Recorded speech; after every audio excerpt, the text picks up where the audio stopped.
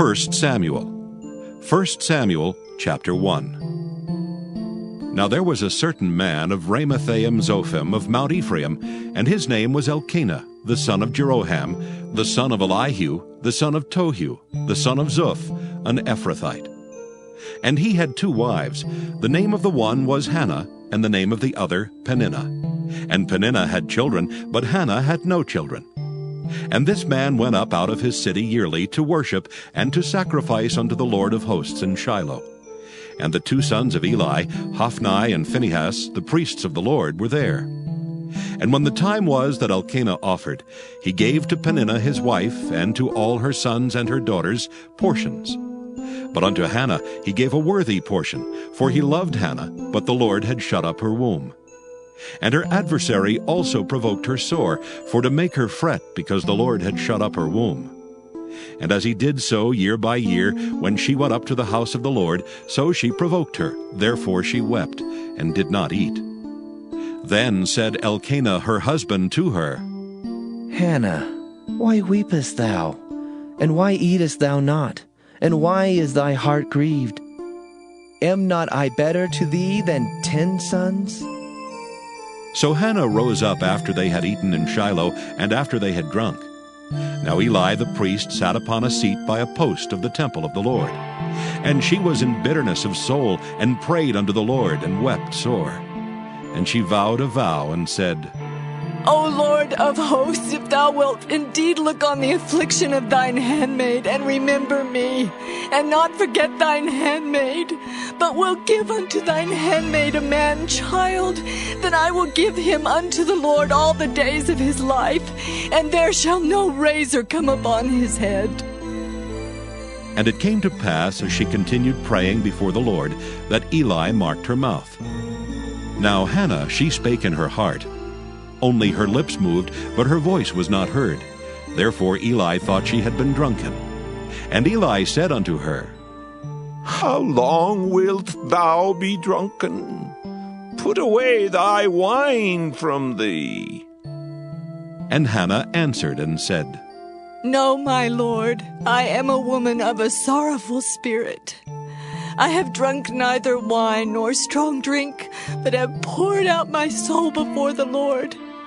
Count not thine handmaid for a daughter of Belial, for out of the abundance of my complaint and grief have I spoken hitherto. Then Eli answered and said, Go in peace, and the God of Israel grant thee thy petition that thou hast asked of him. And she said, Let thine handmaid find grace in thy sight. So the woman went her way, and did eat, and her countenance was no more sad. And they rose up in the morning early, and worshipped before the Lord, and returned and came to their house to Ramah. And Elkanah knew Hannah his wife, and the Lord remembered her. Wherefore it came to pass, when the time was come about after Hannah had conceived, that she bare a son, and called his name Samuel, saying, Because I have asked him of the Lord. And the man Elkanah and all his house went up to offer unto the Lord the yearly sacrifice and his vow. But Hannah went not up, for she said unto her husband, I will not go up until the child be weaned, and then I will bring him, that he may appear before the Lord, and there abide forever. And Elkanah her husband said unto her, Do what seemeth thee good. Tarry until thou have weaned him. Only the Lord established his word. So the woman abode, and gave her son suck until she weaned him.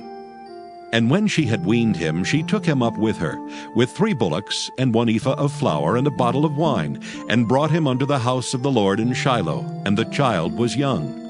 And they slew a bullock, and brought the child to Eli. And she said, O my Lord, as thy soul liveth, my Lord, I am the woman that stood by thee here praying unto the Lord. For this child I prayed, and the Lord hath given me my petition which I asked of him. Therefore also I have lent him to the Lord. As long as he liveth, he shall be lent to the Lord. And he worshipped the Lord there. 1 Samuel chapter 2. And Hannah prayed and said, My heart rejoiceth in the Lord. Mine horn is exalted in the Lord. My mouth is enlarged over mine enemies, because I rejoice in thy salvation. There is none holy as the Lord, for there is none beside thee. Neither is there any rock like our God. Talk no more so exceeding proudly. Let not arrogancy come out of your mouth, for the Lord is a God of knowledge, and by him actions are weighed. The bows of the mighty men are broken, and they that stumbled are girded with strength.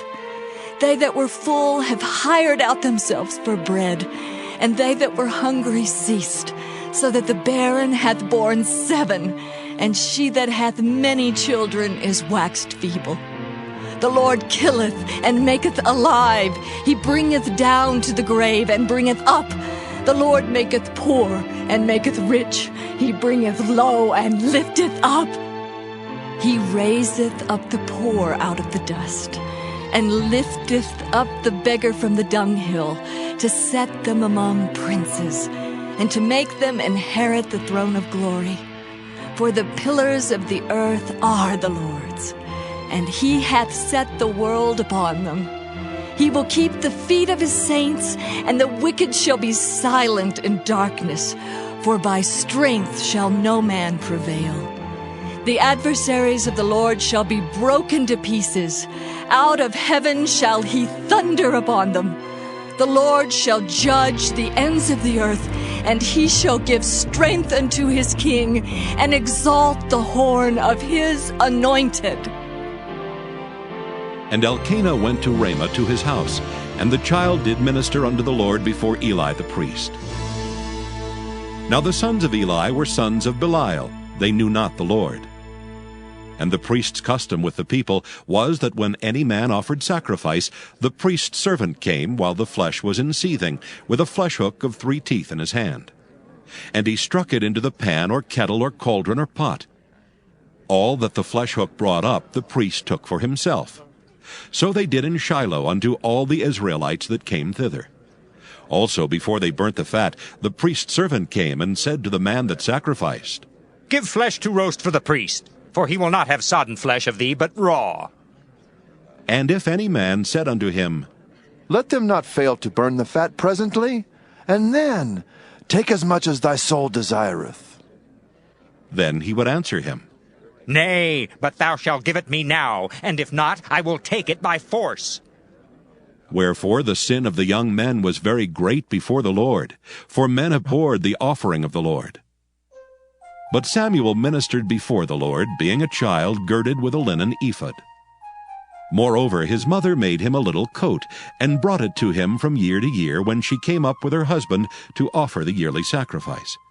And Eli blessed Elkanah and his wife, and said, The Lord give thee seed of this woman for the loan which is lent to the Lord. And they went unto their own home. And the Lord visited Hannah so that she conceived, and bare 3 sons and 2 daughters. And the child Samuel grew before the Lord. Now Eli was very old, and heard all that his sons did unto all Israel, and how they lay with the women that assembled at the door of the tabernacle of the congregation. And he said unto them, Why do ye such things? For I hear of your evil dealings by all this people. Nay, my sons, for it is no good report that I hear. Ye make the Lord's people to transgress. If one man sin against another, the judge shall judge him. But if a man sin against the Lord, who shall entreat for him? Notwithstanding they hearkened not unto the voice of their father, because the Lord would slay them. And the child Samuel grew on, and was in favor both with the Lord and also with men.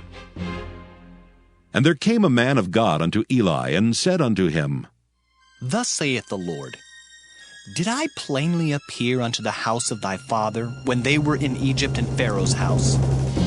And did I choose him out of all the tribes of Israel to be my priest, to offer upon mine altar, to burn incense, to to wear an ephod before me? And did I give unto the house of thy father all the offerings made by fire of the children of Israel? Wherefore kick ye at my sacrifice and at mine offering, which I have commanded in my habitation? And honorest thy sons above me, to make yourselves fat with the chiefest of all the offerings of Israel my people? Wherefore the Lord God of Israel saith, I said indeed that thy house and the house of thy father should walk before me forever. But now the Lord saith, Be it far from me, for them that honor me I will honor, and they that despise me shall be lightly esteemed. Behold, the days come that I will cut off thine arm, and the arm of thy father's house, that there shall not be an old man in thine house. And thou shalt see an enemy in my habitation, in all the wealth which God shall give Israel, and there shall not be an old man in thine house forever. And the man of thine, whom I shall not cut off from mine altar, shall be to consume thine eyes, and to grieve thine heart. And all the increase of thine house shall die in the flower of their age. And this shall be a sign unto thee, that shall come upon thy sons, on Hophni and Phinehas. In one day they shall die, both of them. And I will raise me up a faithful priest, that shall do according to that which is in mine heart and in my mind. And I will build him a sure house, and he shall walk before mine anointed forever. And it shall come to pass that every one that is left in thine house shall come and crouch to him for a piece of silver and a morsel of bread, and shall say, Put me, I pray thee, into one of the priest's offices, that I may eat a piece of bread. 1 Samuel chapter 3. And the child Samuel ministered unto the Lord before Eli. And the word of the Lord was precious in those days. There was no open vision. And it came to pass at that time, when Eli was laid down in his place, and his eyes began to wax dim, that he could not see. And ere the lamp of God went out in the temple of the Lord, where the ark of God was, and Samuel was laid down to sleep, that the Lord called, Samuel. And he answered, Here am I. And he ran unto Eli and said, Here am I, for thou calledst me. And he said, I called not. Lie down again.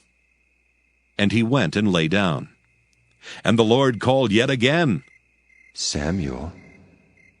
And Samuel arose and went to Eli and said, Here am I, for thou didst call me.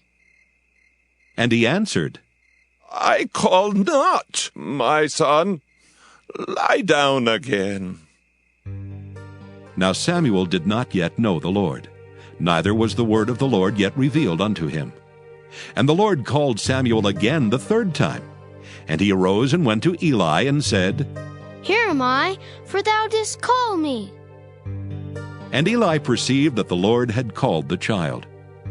Therefore Eli said unto Samuel, Go, lie down, and it shall be, if he call thee, that thou shalt say, Speak, Lord, for thy servant heareth. So Samuel went and lay down in his place. And the Lord came and stood and called as at other times, Samuel. Samuel. Then Samuel answered, Speak, for thy servant heareth. And the Lord said to Samuel, Behold, I will do a thing in Israel at which both the ears of every one that heareth it shall tingle. In that day I will perform against Eli all things which I have spoken concerning his house. When I begin, I will also make an end. For I have told him that I will judge his house forever for the iniquity which he knoweth, because his sons made themselves vile, and he restrained them not. And therefore I have sworn unto the house of Eli, that the iniquity of Eli's house shall not be purged with sacrifice nor offering forever.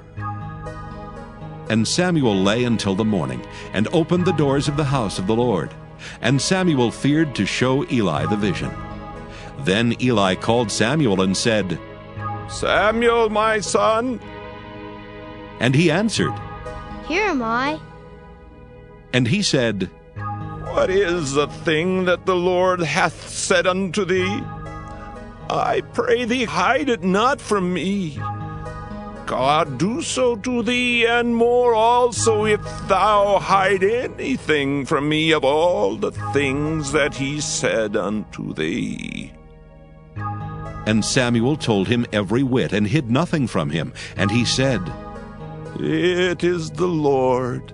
Let him do what seemeth him good. And Samuel grew, and the Lord was with him, and did let none of his words fall to the ground. And all Israel, from Dan even to Beersheba, knew that Samuel was established to be a prophet of the Lord. And the Lord appeared again in Shiloh, for the Lord revealed himself to Samuel in Shiloh by the word of the Lord. 1 Samuel chapter 4. And the word of Samuel came to all Israel. Now Israel went out against the Philistines to battle, and pitched beside Ebenezer. And the Philistines pitched in Aphek. And the Philistines put themselves in array against Israel. And when they joined battle, Israel was smitten before the Philistines, and they slew of the army in the field about 4,000 men. And when the people were come into the camp, the elders of Israel said, Wherefore hath the Lord smitten us today before the Philistines? Let us fetch the ark of the covenant of the Lord out of Shiloh unto us, that when it cometh among us, it may save us out of the hand of our enemies. So the people sent to Shiloh, that they might bring from thence the ark of the covenant of the Lord of hosts, which dwelleth between the cherubims. And the two sons of Eli, Hophni and Phinehas, were there with the ark of the covenant of God. And when the ark of the covenant of the Lord came into the camp, all Israel shouted with a great shout, so that the earth rang again. And when the Philistines heard the noise of the shout, they said, What meaneth the noise of this great shout in the camp of the Hebrews? And they understood that the ark of the Lord was come into the camp. And the Philistines were afraid, for they said, God is come into the camp. And they said, Woe unto us, for there hath not been such a thing heretofore. Woe unto us! Who shall deliver us out of the hand of these mighty gods? These are the gods that smote the Egyptians with all the plagues in the wilderness. Be strong and quit yourselves like men, O ye Philistines, that ye be not servants unto the Hebrews, as they have been to you. Quit yourselves like men and fight! And the Philistines fought, and Israel was smitten, and they fled every man into his tent. And there was a very great slaughter, for there fell of Israel 30,000 footmen. And the ark of God was taken, and the two sons of Eli, Hophni and Phinehas, were slain. And there ran a man of Benjamin out of the army, and came to Shiloh the same day with his clothes rent, and with earth upon his head. And when he came, lo, Eli sat upon a seat by the wayside watching. For his heart trembled for the ark of God. And when the man came into the city and told it, all the city cried out. And when Eli heard the noise of the crying, he said, What meaneth the noise of this tumult? And the man came in hastily and told Eli. Now Eli was 98 years old, and his eyes were dim that he could not see. And the man said unto Eli, I am he that came out of the army, and I fled today out of the army. And he said, What is there done, my son? And the messenger answered and said, Israel is fled before the Philistines, and there hath been also a great slaughter among the people. And thy two sons also, Hophni and Phinehas, are dead, and the ark of God is taken. And it came to pass, when he made mention of the ark of God, that he fell from off the seat backward by the side of the gate, and his neck brake, and he died. For he was an old man and heavy, and he had judged Israel 40 years. And his daughter-in-law, Phinehas' wife, was with child near to be delivered. And when she heard the tidings that the ark of God was taken, and that her father-in-law and her husband were dead, she bowed herself and travailed, for her pains came upon her. And about the time of her death, the women that stood by her said unto her, Fear not, for thou hast borne a son. But she answered not, neither did she regard it. And she named the child Ichabod, saying, The glory is departed from Israel. Because the ark of God was taken, and because of her father-in-law and her husband. And she said, The glory is departed from Israel, for the ark of God is taken. 1 Samuel chapter 5. And the Philistines took the ark of God, and brought it from Ebenezer unto Ashdod. When the Philistines took the ark of God, they brought it into the house of Dagon, and set it by Dagon. And when they of Ashdod arose early on the morrow, behold, Dagon was fallen upon his face to the earth before the ark of the Lord. And they took Dagon, and set him in his place again. And when they arose early on the morrow morning, behold, Dagon was fallen upon his face to the ground before the ark of the Lord. And the head of Dagon and both the palms of his hands were cut off upon the threshold. Only the stump of Dagon was left to him. Therefore neither the priests of Dagon, nor any that come into Dagon's house, tread on the threshold of Dagon in Ashdod unto this day. But the hand of the Lord was heavy upon them of Ashdod, and he destroyed them, and smote them with emerods, even Ashdod and the coasts thereof. And when the men of Ashdod saw that it was so, they said, The ark of the God of Israel shall not abide with us, for his hand is sore upon us, and upon Dagon our God. They sent therefore and gathered all the lords of the Philistines unto them, and said, What shall we do with the ark of the God of Israel? And they answered, Let the ark of the God of Israel be carried about unto Gath. And they carried the ark of the God of Israel about thither. And it was so that after they had carried it about, the hand of the Lord was against the city with a very great destruction. And he smote the men of the city, both small and great, and they had emerods in their secret parts. Therefore they sent the ark of God to Ekron. And it came to pass, as the ark of God came to Ekron, that the Ekronites cried out, saying, They have brought about the ark of the God of Israel to us, to slay us and our people. So they sent and gathered together all the lords of the Philistines, and said, Send away the ark of the God of Israel, and let it go again to his own place, that it slay us not and our people. For there was a deadly destruction throughout all the city. The hand of God was very heavy there. And the men that died not were smitten with the emerods, and the cry of the city went up to heaven. 1 Samuel chapter 6. And the ark of the Lord was in the country of the Philistines 7 months. And the Philistines called for the priests and the diviners, saying, What shall we do to the ark of the Lord? Tell us wherewith we shall send it to his place. And they said, If ye send away the ark of the God of Israel, send it not empty, but in any wise return him a trespass offering. Then ye shall be healed, and it shall be known to you why his hand is not removed from you. Then said they, What shall be the trespass offering which we shall return to him? They answered, 5 golden emerods, and 5 golden mice, according to the number of the lords of the Philistines. For 1 plague was on you all, and on your lords. Wherefore ye shall make images of your emerods, and images of your mice, that mar the land, and ye shall give glory unto the God of Israel. Peradventure he will lighten his hand from off you, and from off your gods, and from off your land. Wherefore then do ye harden your hearts, as the Egyptians and Pharaoh hardened their hearts? When he had wrought wonderfully among them, did they not let the people go, and they departed? Now therefore make a new cart, and take 2 milch kine, on which there hath come no yoke, and tie the kine to the cart, and bring their calves home from them. And take the ark of the Lord, and lay it upon the cart, and put the jewels of gold which ye return him for a trespass offering in a coffer by the side thereof, and send it away that it may go.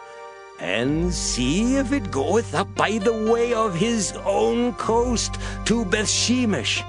Then he hath done us this great evil.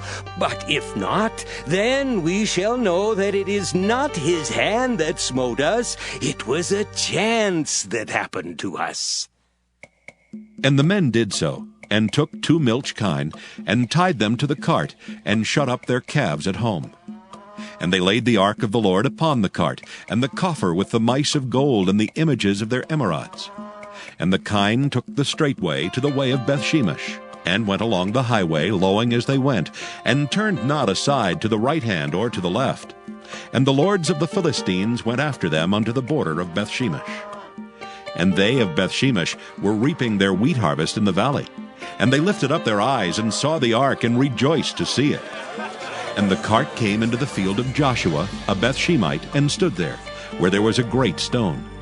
And they clave the wood of the cart, and offered the kine a burnt offering unto the Lord.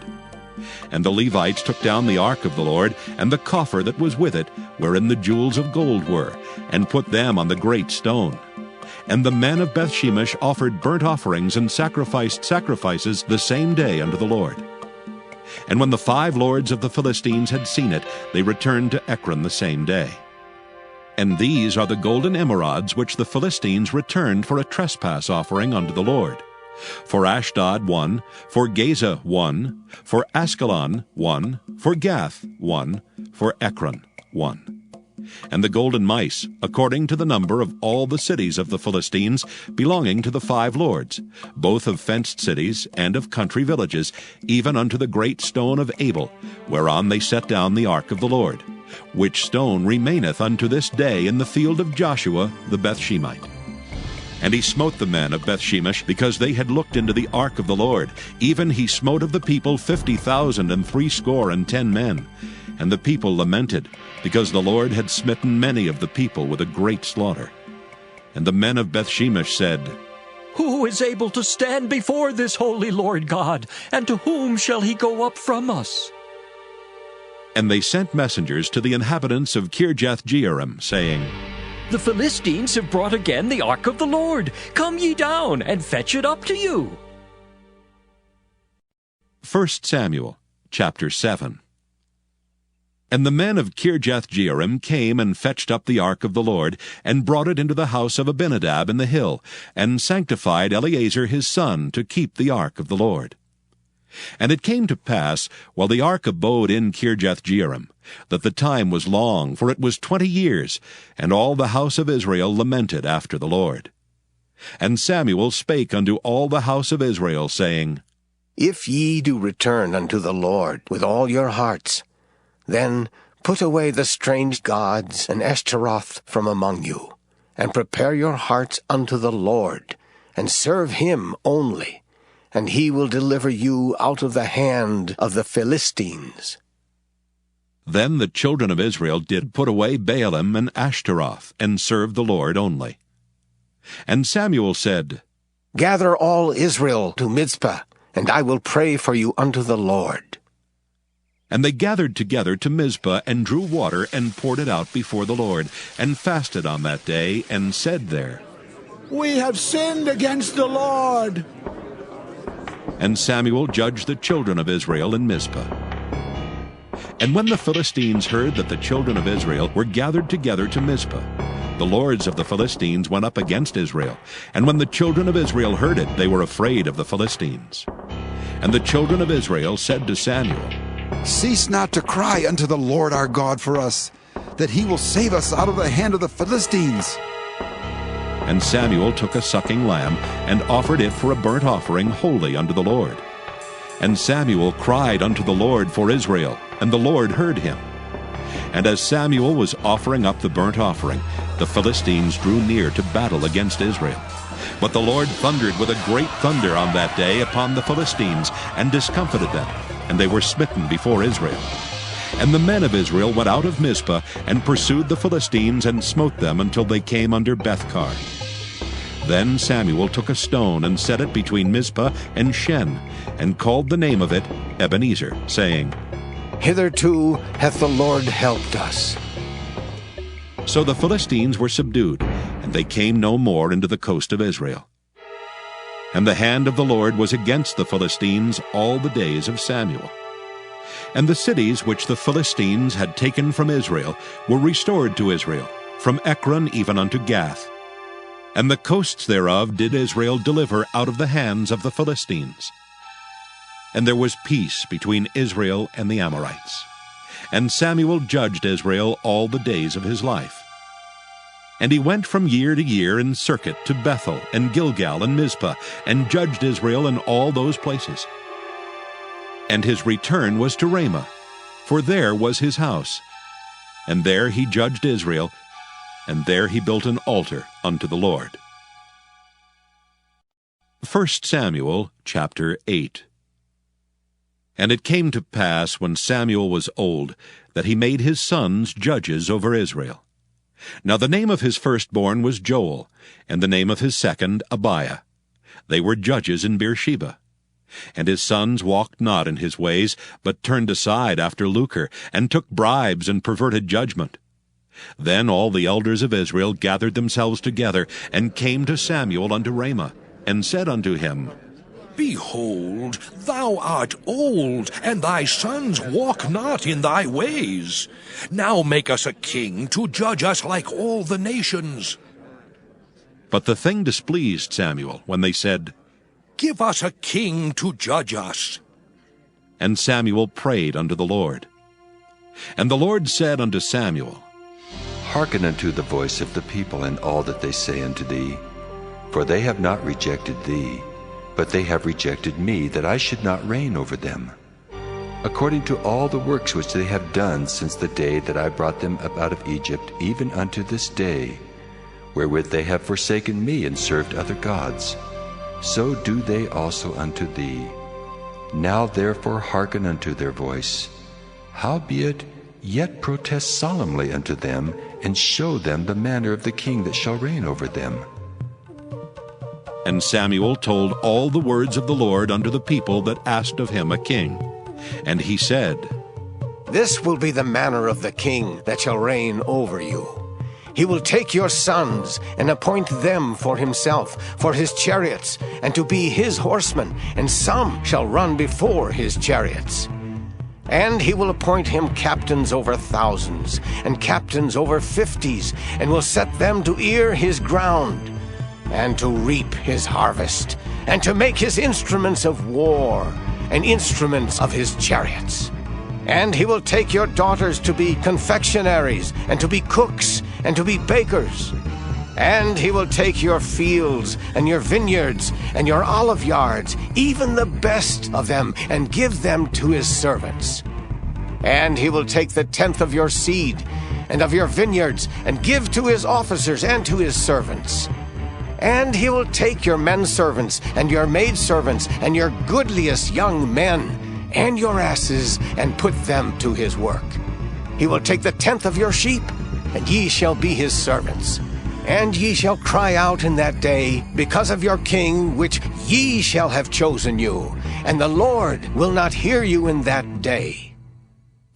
Nevertheless, the people refused to obey the voice of Samuel, and they said, Nay, but we will have a king over us, that we also may be like all the nations, and that our king may judge us and go out before us and fight our battles. And Samuel heard all the words of the people, and he rehearsed them in the ears of the Lord. And the Lord said to Samuel, Hearken unto their voice, and make them a king. And Samuel said unto the men of Israel, Go ye every man unto his city. 1 Samuel chapter 9. Now there was a man of Benjamin whose name was Kish, the son of Abiel, the son of Zeror, the son of Bechorath, the son of Aphiah, a Benjamite, a mighty man of power. And he had a son whose name was Saul, a choice young man and a goodly. And there was not among the children of Israel a goodlier person than he. From his shoulders and upward he was higher than any of the people. And the asses of Kish Saul's father were lost. And Kish said to Saul his son, Take now one of the servants with thee, and arise, go seek the asses. And he passed through Mount Ephraim, and passed through the land of Shalisha, but they found them not.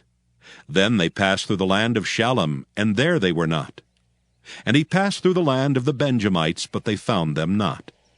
And when they were come to the land of Zuph, Saul said to his servant that was with him, Come, and let us return, lest my father leave caring for the asses, and take thought for us.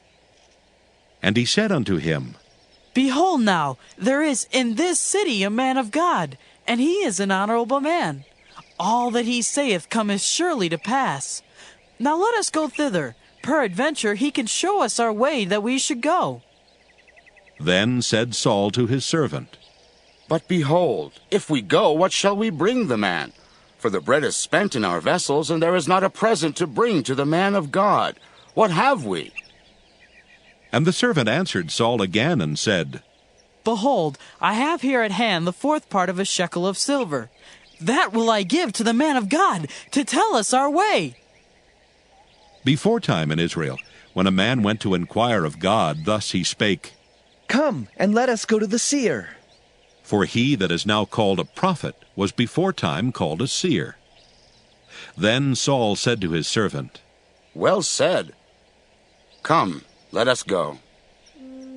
So they went unto the city where the man of God was.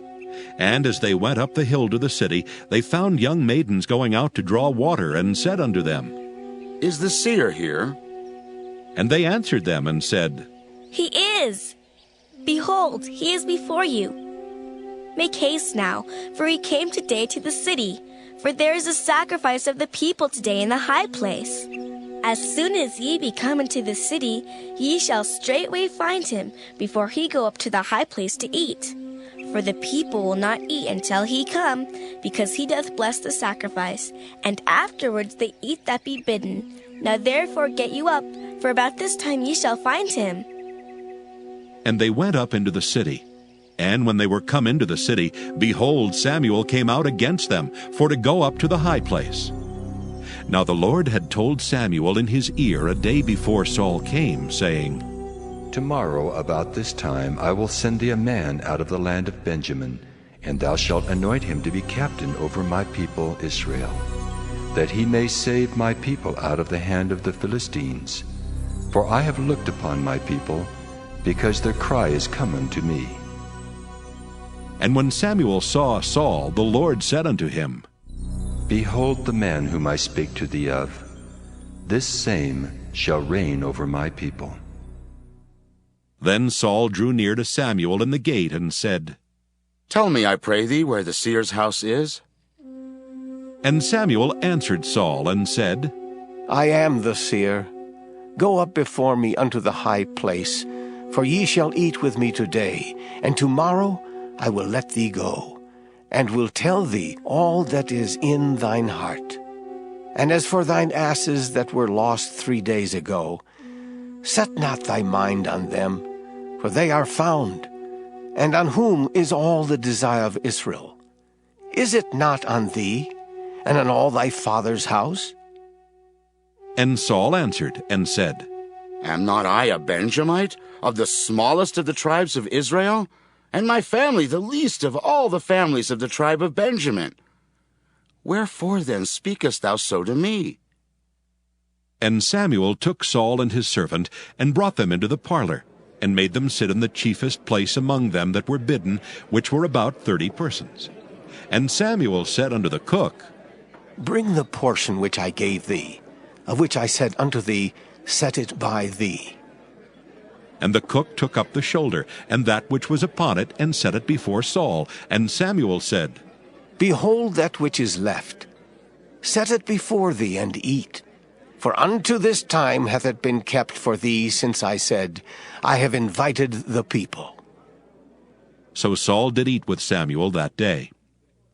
And when they were come down from the high place into the city, Samuel communed with Saul upon the top of the house. And they arose early, and it came to pass about the spring of the day, that Samuel called Saul to the top of the house, saying, Up, that I may send thee away. And Saul arose, and they went out both of them, he and Samuel, abroad. And as they were going down to the end of the city, Samuel said to Saul, Bid the servant pass on before us. And he passed on. But stand thou still a while, that I may show thee the word of God. 1 Samuel chapter 10. Then Samuel took a vial of oil and poured it upon his head, and kissed him, and said, Is it not because the Lord hath anointed thee to be captain over his inheritance? When thou art departed from me today, then thou shalt find 2 men by Rachel's sepulchre in the border of Benjamin at Zelzah. And they will say unto thee, The asses which thou wentest to seek are found. And lo, thy father hath left the care of the asses, and sorroweth for you, saying, What shall I do for my son? Then shalt thou go on forward from thence, and thou shalt come to the plain of Tabor. And there shall meet thee 3 men going up to God to Bethel, one carrying 3 kids, and another carrying 3 loaves of bread, and another carrying a bottle of wine. And they will salute thee, and give thee 2 loaves of bread, which thou shalt receive of their hands. After that thou shalt come to the hill of God, where is the garrison of the Philistines. And it shall come to pass, when thou art come thither to the city, that thou shalt meet a company of prophets coming down from the high place with a psaltery and a tabret and a pipe and a harp before them. And they shall prophesy. And the Spirit of the Lord will come upon thee, and thou shalt prophesy with them, and shalt be turned into another man. And let it be, when these signs are come unto thee, that thou do as occasion serve thee, for God is with thee. And thou shalt go down before me to Gilgal, and behold, I will come down unto thee to offer burnt offerings, and to sacrifice sacrifices of peace offerings. 7 days shalt thou tarry till I come to thee, and show thee what thou shalt do. And it was so that when he had turned his back to go from Samuel, God gave him another heart. And all those signs came to pass that day. And when they came thither to the hill, behold, a company of prophets met him, and the Spirit of God came upon him, and he prophesied among them. And it came to pass, when all that knew him beforetime saw that, behold, he prophesied among the prophets, then the people said to one another, What is this that is come unto the son of Kish? Is Saul also among the prophets? And one of the same place answered and said, But who is their father? Therefore it became a proverb, Is Saul also among the prophets? And when he had made an end of prophesying, he came to the high place. And Saul's uncle said unto him and to his servant, Whither went ye? And he said, To seek the asses. And when we saw that they were nowhere, we came to Samuel. And Saul's uncle said, Tell me, I pray thee, what Samuel said unto you. And Saul said unto his uncle, He told us plainly that the asses were found. But of the matter of the kingdom whereof Samuel spake he told him not. And Samuel called the people together unto the Lord to Mizpah, and said unto the children of Israel, Thus saith the Lord God of Israel, I brought up Israel out of Egypt, and delivered you out of the hand of the Egyptians, and out of the hand of all kingdoms, and of them that oppressed you.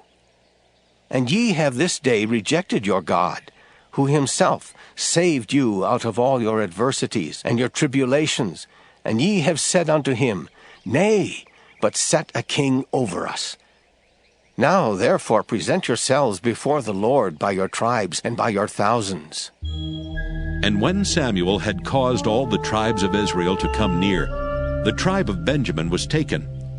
When he had caused the tribe of Benjamin to come near by their families, the family of Matri was taken, and Saul the son of Kish was taken. And when they sought him, he could not be found. Therefore they inquired of the Lord further, if the man should yet come thither. And the Lord answered, Behold, he hath hid himself among the stuff. And they ran and fetched him thence. And when he stood among the people, he was higher than any of the people from his shoulders and upward. And Samuel said to all the people, See ye him whom the Lord hath chosen. that there is none like him among all the people. And all the people shouted and said, God save the king! Then Samuel told the people the manner of the kingdom, and wrote it in a book, and laid it up before the Lord. And Samuel sent all the people away, every man to his house. And Saul also went home to Gibeah, and there went with him a band of men whose hearts God had touched. But the children of Belial said, How shall this man save us? And they despised him, and brought him no presents, but he held his peace. 1 Samuel chapter 11. Then Nahash the Ammonite came up, and encamped against Jabesh-Gilead, and all the men of Jabesh said unto Nahash, Make a covenant with us, and we will serve thee. And Nahash the Ammonite answered them, On this condition will I make a covenant with you, that I may thrust out all your right eyes, and lay it for a reproach upon all Israel. And the elders of Jabesh said unto him, Give us 7 days' respite, that we may send messengers unto all the coasts of Israel. And then, if there be no man to save us, we will come out to thee. Then came the messengers to Gibeah of Saul, and told the tidings in the ears of the people. And all the people lifted up their voices and wept. And behold, Saul came after the herd out of the field, and Saul said, What aileth the people that they weep? And they told him the tidings of the men of Jabesh.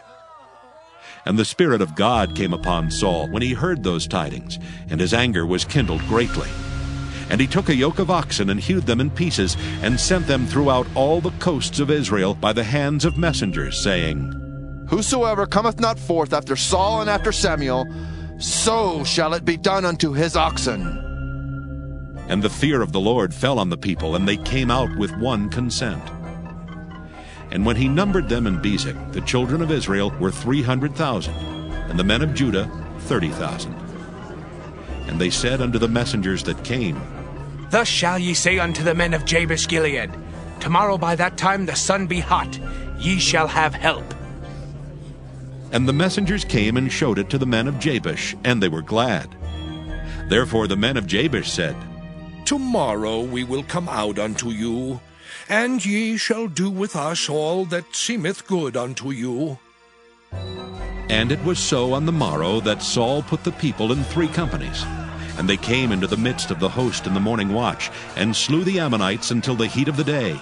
And it came to pass that they which remained were scattered, so that 2 of them were not left together. And the people said unto Samuel, Who is he that said, Shall Saul reign over us? Bring the men, that we may put them to death. And Saul said, There shall not a man be put to death this day. For today the Lord hath wrought salvation in Israel. Then said Samuel to the people, Come, and let us go to Gilgal, and renew the kingdom there. And all the people went to Gilgal, and there they made Saul king before the Lord in Gilgal. And there they sacrificed sacrifices of peace offerings before the Lord. And there Saul and all the men of Israel rejoiced greatly. 1 Samuel chapter 12. And Samuel said unto all Israel, Behold, I have hearkened unto your voice in all that ye said unto me, and have made a king over you. And now, behold, the king walketh before you, and I am old and gray-headed, and behold, my sons are with you, and I have walked before you from my childhood unto this day. Behold, here I am, witness against me before the Lord, and before his anointed. Whose ox have I taken? Or whose ass have I taken? Or whom have I defrauded? Whom have I oppressed? Or of whose hand have I received any bribe to blind mine eyes therewith? And I will restore it you. And they said, Thou hast not defrauded us, nor oppressed us, neither hast thou taken aught of any man's hand. And he said unto them, The Lord is witness against you, and his anointed is witness this day, that ye have not found aught in my hand. And they answered, He is witness. And Samuel said unto the people, It is the Lord that advanced Moses and Aaron, and that brought your fathers up out of the land of Egypt. Now therefore stand still, that I may reason with you before the Lord of all the righteous acts of the Lord, which he did to you and to your fathers.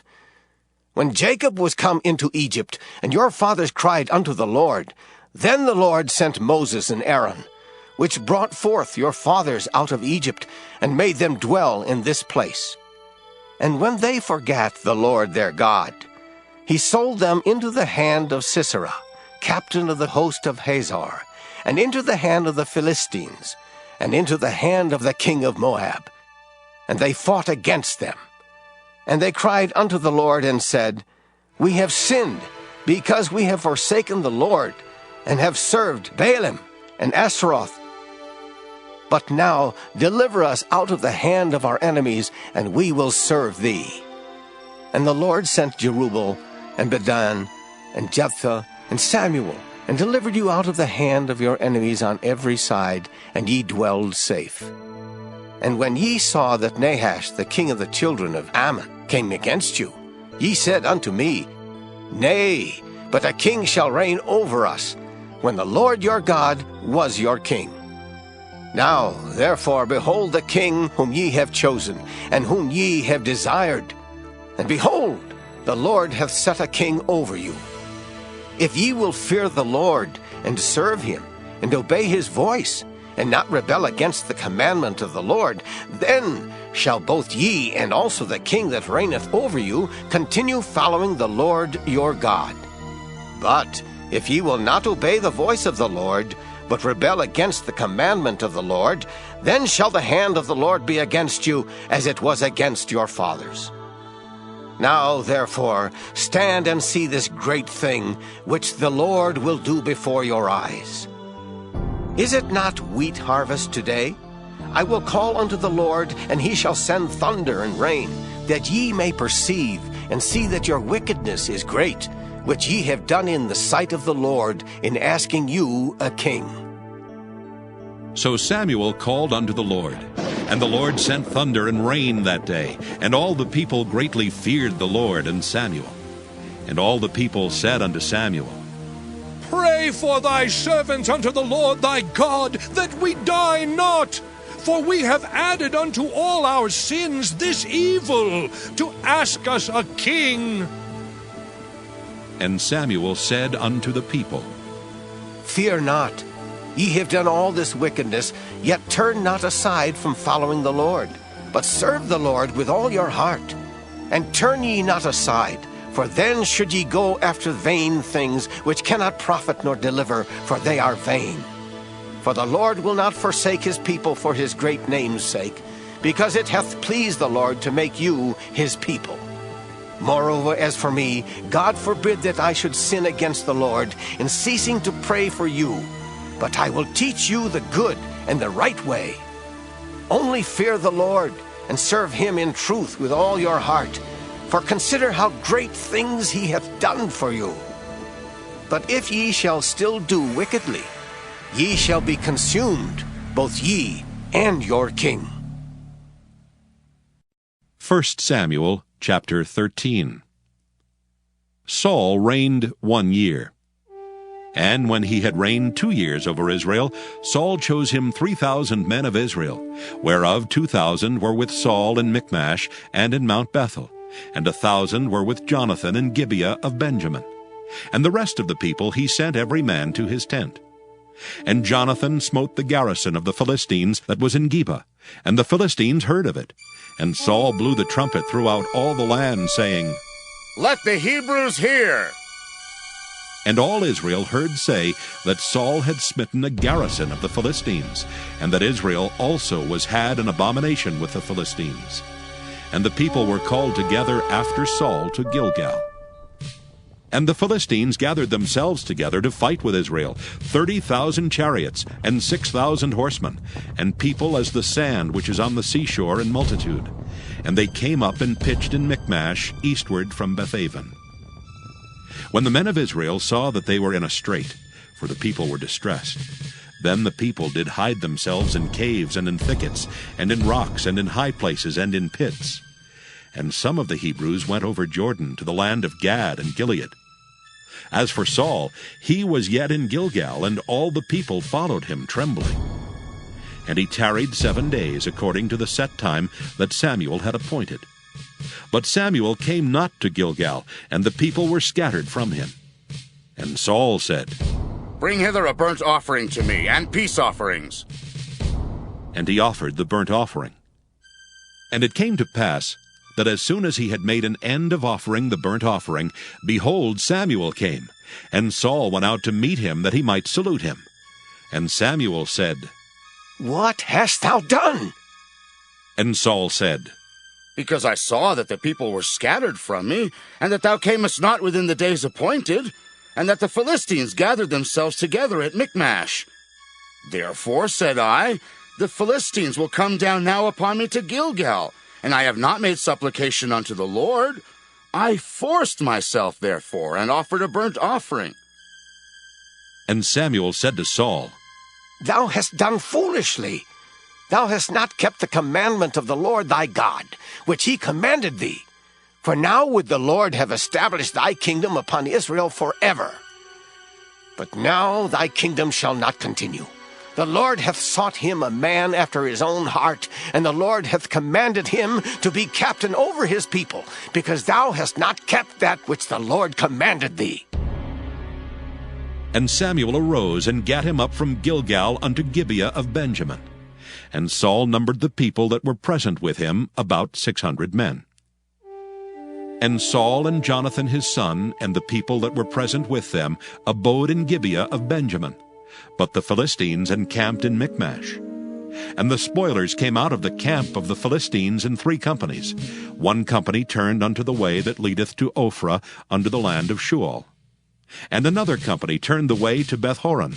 And another company turned to the way of the border that looketh to the valley of Zeboim toward the wilderness. Now there was no smith found throughout all the land of Israel, for the Philistines said, Lest the Hebrews make them swords or spears. But all the Israelites went down to the Philistines to sharpen every man his share, and his coulter, and his axe, and his mattock. Yet they had a file for the mattocks, and for the coulters, and for the forks, and for the axes, and to sharpen the goads.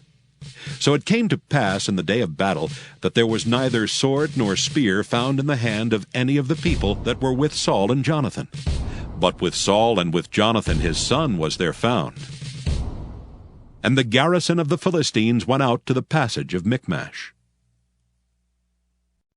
1 Samuel chapter 14. Now it came to pass upon a day that Jonathan the son of Saul said unto the young man that bare his armor, Come, and let us go over to the Philistines' garrison that is on the other side. But he told not his father. And Saul tarried in the uttermost part of Gibeah under a pomegranate tree, which is in Migron. And the people that were with him were about 600 men. And Ahiah the son of Ahitub, Ichabod's brother, the son of Phinehas, the son of Eli, the Lord's priest in Shiloh, wearing an ephod. And the people knew not that Jonathan was gone. And between the passages by which Jonathan sought to go over unto the Philistines' garrison, there was a sharp rock on the one side, and a sharp rock on the other side. And the name of one was Bozez, and the name of the other Sina. The forefront of the one was situate northward over against Michmash, and the other southward over against Gibeah. And Jonathan said to the young man that bare his armor, Come, and let us go over unto the garrison of these uncircumcised. It may be that the Lord will work for us. For there is no restraint to the Lord to save by many or by few. And his armor-bearer said unto him, Do all that is in thine heart. Turn thee. Behold, I am with thee according to thy heart. Then said Jonathan, Behold, we will pass over unto these men, and we will discover ourselves unto them. If they say unto us, Tarry until we come to you, then we will stand still in our place, and will not go up unto them. But if they say thus, Come up unto us, then we will go up, for the Lord hath delivered them into our hand, and this shall be a sign unto us. And both of them discovered themselves unto the garrison of the Philistines.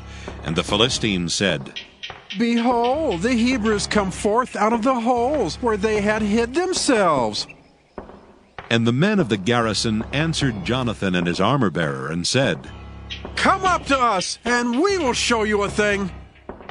And Jonathan said unto his armor-bearer, Come up after me, for the Lord hath delivered them into the hand of Israel. And Jonathan climbed up upon his hands and upon his feet, and his armor-bearer after him. And they fell before Jonathan, and his armor-bearer slew after him. And that first slaughter, which Jonathan and his armor-bearer made, was about 20 men, within, as it were, an half acre of land, which a yoke of oxen might plow. And there was trembling in the host in the field and among all the people. The garrison and the spoilers, they also trembled, and the earth quaked, so it was a very great trembling. And the watchmen of Saul and Gibeah of Benjamin looked, and behold, the multitude melted away, and they went on beating down one another. Then said Saul unto the people that were with him, Number now, and see who is gone from us. And when they had numbered, behold, Jonathan and his armor-bearer were not there. And Saul said unto Ahiah, Bring hither the ark of God. For the ark of God was at that time with the children of Israel. And it came to pass, while Saul talked unto the priest, that the noise that was in the host of the Philistines went on and increased.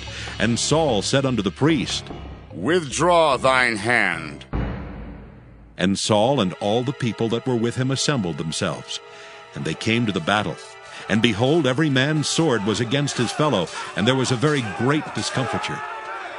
Moreover, the Hebrews that were with the Philistines before that time, which went up with them into the camp from the country round about, even they also turned to be with the Israelites that were with Saul and Jonathan.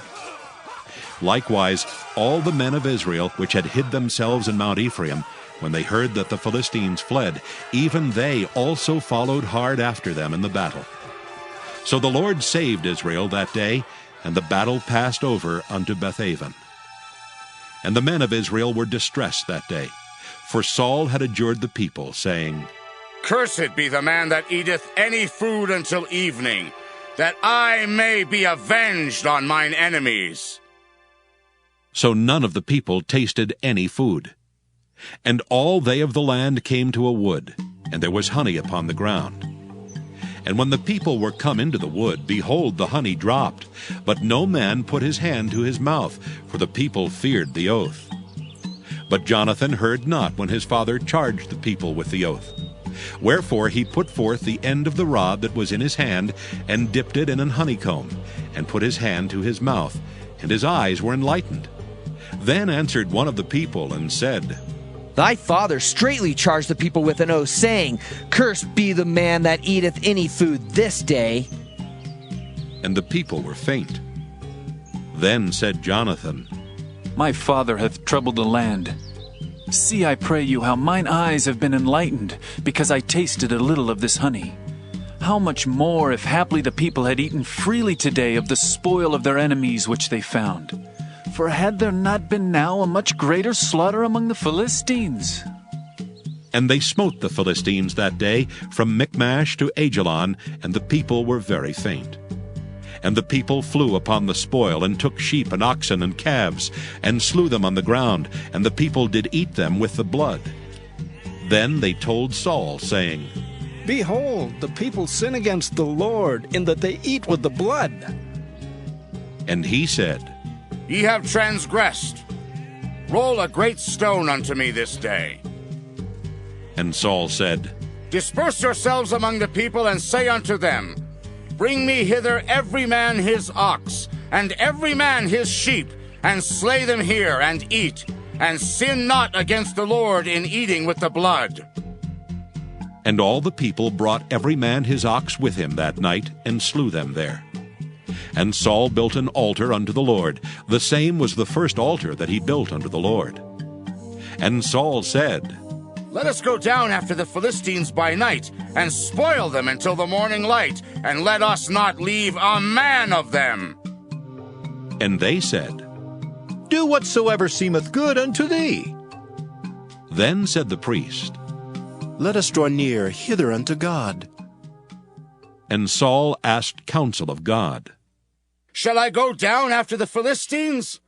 Wilt thou deliver them into the hand of Israel? But he answered him not that day.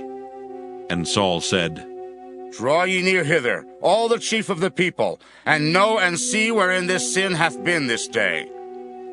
For as the Lord liveth, which saveth Israel, though it be in Jonathan my son, he shall surely die. But there was not a man among all the people that answered him. Then said he unto all Israel, Be ye on one side, and I and Jonathan my son will be on the other side. And the people said unto Saul, Do what seemeth good unto thee. Therefore Saul said unto the Lord God of Israel, Give a perfect lot. And Saul and Jonathan were taken, but the people escaped. And Saul said, Cast lots between me and Jonathan my son. And Jonathan was taken. Then Saul said to Jonathan, Tell me what thou hast done. And Jonathan told him and said, I did but taste a little honey with the end of the rod that was in mine hand, and lo, I must die. And Saul answered, God do so, and more also, for thou shalt surely die, Jonathan. And the people said unto Saul, Shall Jonathan die, who hath wrought this great salvation in Israel? God forbid! As the Lord liveth, there shall not one hair of his head fall to the ground, for he hath wrought with God this day. So the people rescued Jonathan, that he died not. Then Saul went up from following the Philistines, and the Philistines went to their own place. So Saul took the kingdom over Israel, and fought against all his enemies on every side, against Moab, and against the children of Ammon, and against Edom, and against the kings of Zobah, and against the Philistines. And whithersoever he turned himself, he vexed them. And he gathered an host, and smote the Amalekites, and delivered Israel out of the hands of them that spoiled them. Now the sons of Saul were Jonathan, and Ishuai, and Malchishua. And the names of his 2 daughters were these, the name of the firstborn, Merab, and the name of the younger, Michal. And the name of Saul's wife was Ahinoam, the daughter of Ahimaaz. And the name of the captain of his host was Abner, the son of Ner, Saul's uncle. And Kish was the father of Saul, and Ner the father of Abner was the son of Abiel. And there was sore war against the Philistines all the days of Saul. And when Saul saw any strong man or any valiant man, he took him unto him. 1 Samuel chapter 15. Samuel also said unto Saul, The Lord sent me to anoint thee to be king over his people, over Israel. Now therefore hearken thou unto the voice of the words of the Lord. Thus saith the Lord of hosts, I remember that which Amalek did to Israel, how he laid wait for him in the way when he came up from Egypt. Now go, and smite Amalek, and utterly destroy all that they have, and spare them not, but slay both man and woman, infant and suckling, ox and sheep, camel and ass. And Saul gathered the people together, and numbered them in Telaim 200,000 footmen, and 10,000 men of Judah. And Saul came to a city of Amalek, and laid wait in the valley. And Saul said unto the Kenites, Go, depart, get you down from among the Amalekites, lest I destroy you with them. For ye showed kindness to all the children of Israel when they came up out of Egypt. So the Kenites departed from among the Amalekites. And Saul smote the Amalekites from Havilah until thou comest to Shur, that is over against Egypt. And he took Agag, the king of the Amalekites, alive, and utterly destroyed all the people with the edge of the sword. But Saul and the people spared Agag, and the best of the sheep, and of the oxen, and of the fatlings, and the lambs, and all that was good, and would not utterly destroy them. But everything that was vile and refuse, that they destroyed utterly. Then came the word of the Lord unto Samuel, saying, It repenteth me that I have set up Saul to be king, for he has turned back from following me, and hath not performed my commandments. And it grieved Samuel, and he cried unto the Lord all night. And when Samuel rose early to meet Saul in the morning, it was told Samuel, saying, Saul came to Carmel, and behold, he set him up a place, and is gone about, and passed on and gone down to Gilgal. And Samuel came to Saul, and Saul said unto him, Blessed be thou of the Lord. I have performed the commandment of the Lord.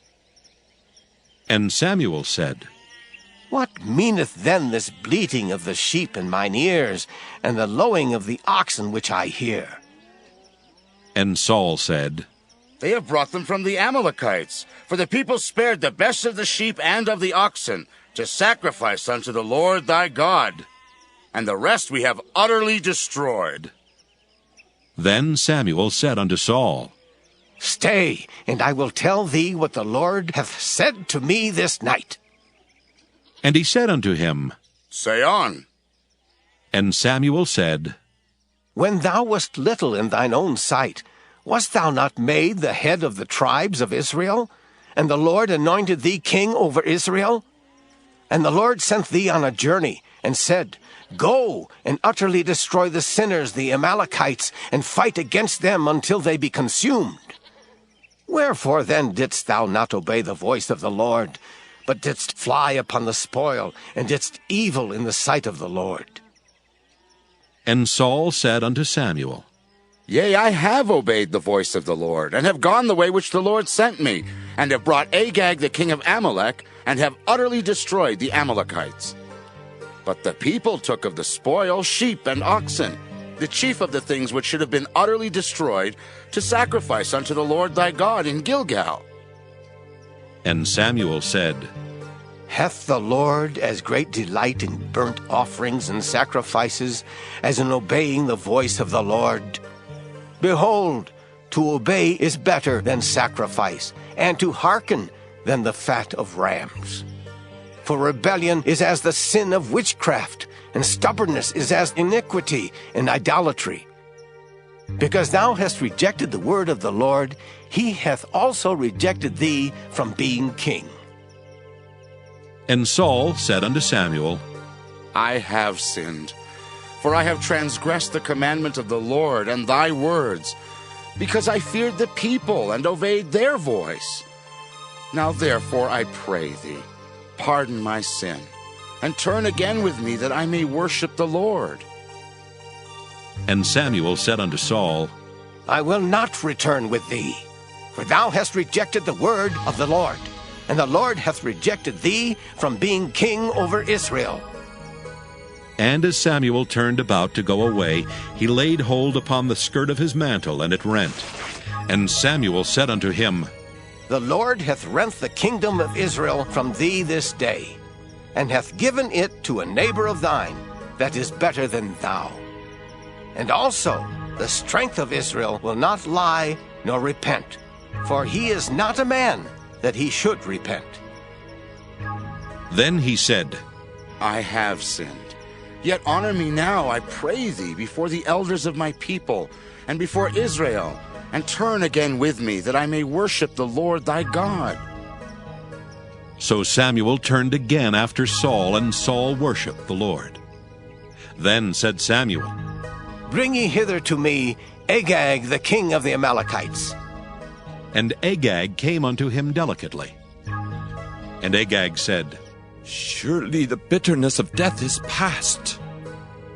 And Samuel said, As thy sword hath made women childless, so shall thy mother be childless among women. And Samuel hewed Agag in pieces before the Lord in Gilgal. Then Samuel went to Ramah, and Saul went up to his house to Gibeah of Saul. And Samuel came no more to see Saul until the day of his death. Nevertheless, Samuel mourned for Saul, and the Lord repented that he had made Saul king over Israel. 1 Samuel chapter 16. And the Lord said unto Samuel, How long wilt thou mourn for Saul, seeing I have rejected him from reigning over Israel? Fill thine horn with oil and go. I will send thee to Jesse the Bethlehemite, for I have provided me a king among his sons. And Samuel said, How can I go? If Saul hear it, he will kill me. And the Lord said, Take an heifer with thee, and say, I am come to sacrifice to the Lord. And call Jesse to the sacrifice. And I will show thee what thou shalt do. And thou shalt anoint unto me him whom I name unto thee. And Samuel did that which the Lord spake, and came to Bethlehem. And the elders of the town trembled at his coming, and said, Comest thou peaceably? And he said, Peaceably. I am come to sacrifice unto the Lord. Sanctify yourselves, and come with me to the sacrifice. And he sanctified Jesse and his sons, and called them to the sacrifice. And it came to pass, when they were come, that he looked on Eliab, and said, Surely the Lord's anointed is before him. But the Lord said unto Samuel, Look not on his countenance, or on the height of his stature, because I have refused him. For the Lord seeth not as man seeth. For man looketh on the outward appearance, but the Lord looketh on the heart. Then Jesse called Abinadab, and made him pass before Samuel, and he said, Neither hath the Lord chosen this. Then Jesse made Shammah to pass by, and he said, Neither hath the Lord chosen this. Again Jesse made 7 of his sons to pass before Samuel. And Samuel said unto Jesse, The Lord hath not chosen these. And Samuel said unto Jesse, Are here all thy children? And he said, There remaineth yet the youngest, and behold, he keepeth the sheep. And Samuel said unto Jesse, Send and fetch him, for we will not sit down till he come hither. And he sent and brought him in. Now he was ruddy, and withal of a beautiful countenance, and goodly to look to. And the Lord said, Arise, anoint him, for this is he. Then Samuel took the horn of oil, and anointed him in the midst of his brethren. And the Spirit of the Lord came upon David from that day forward. So Samuel rose up and went to Ramah. But the Spirit of the Lord departed from Saul, and an evil spirit from the Lord troubled him.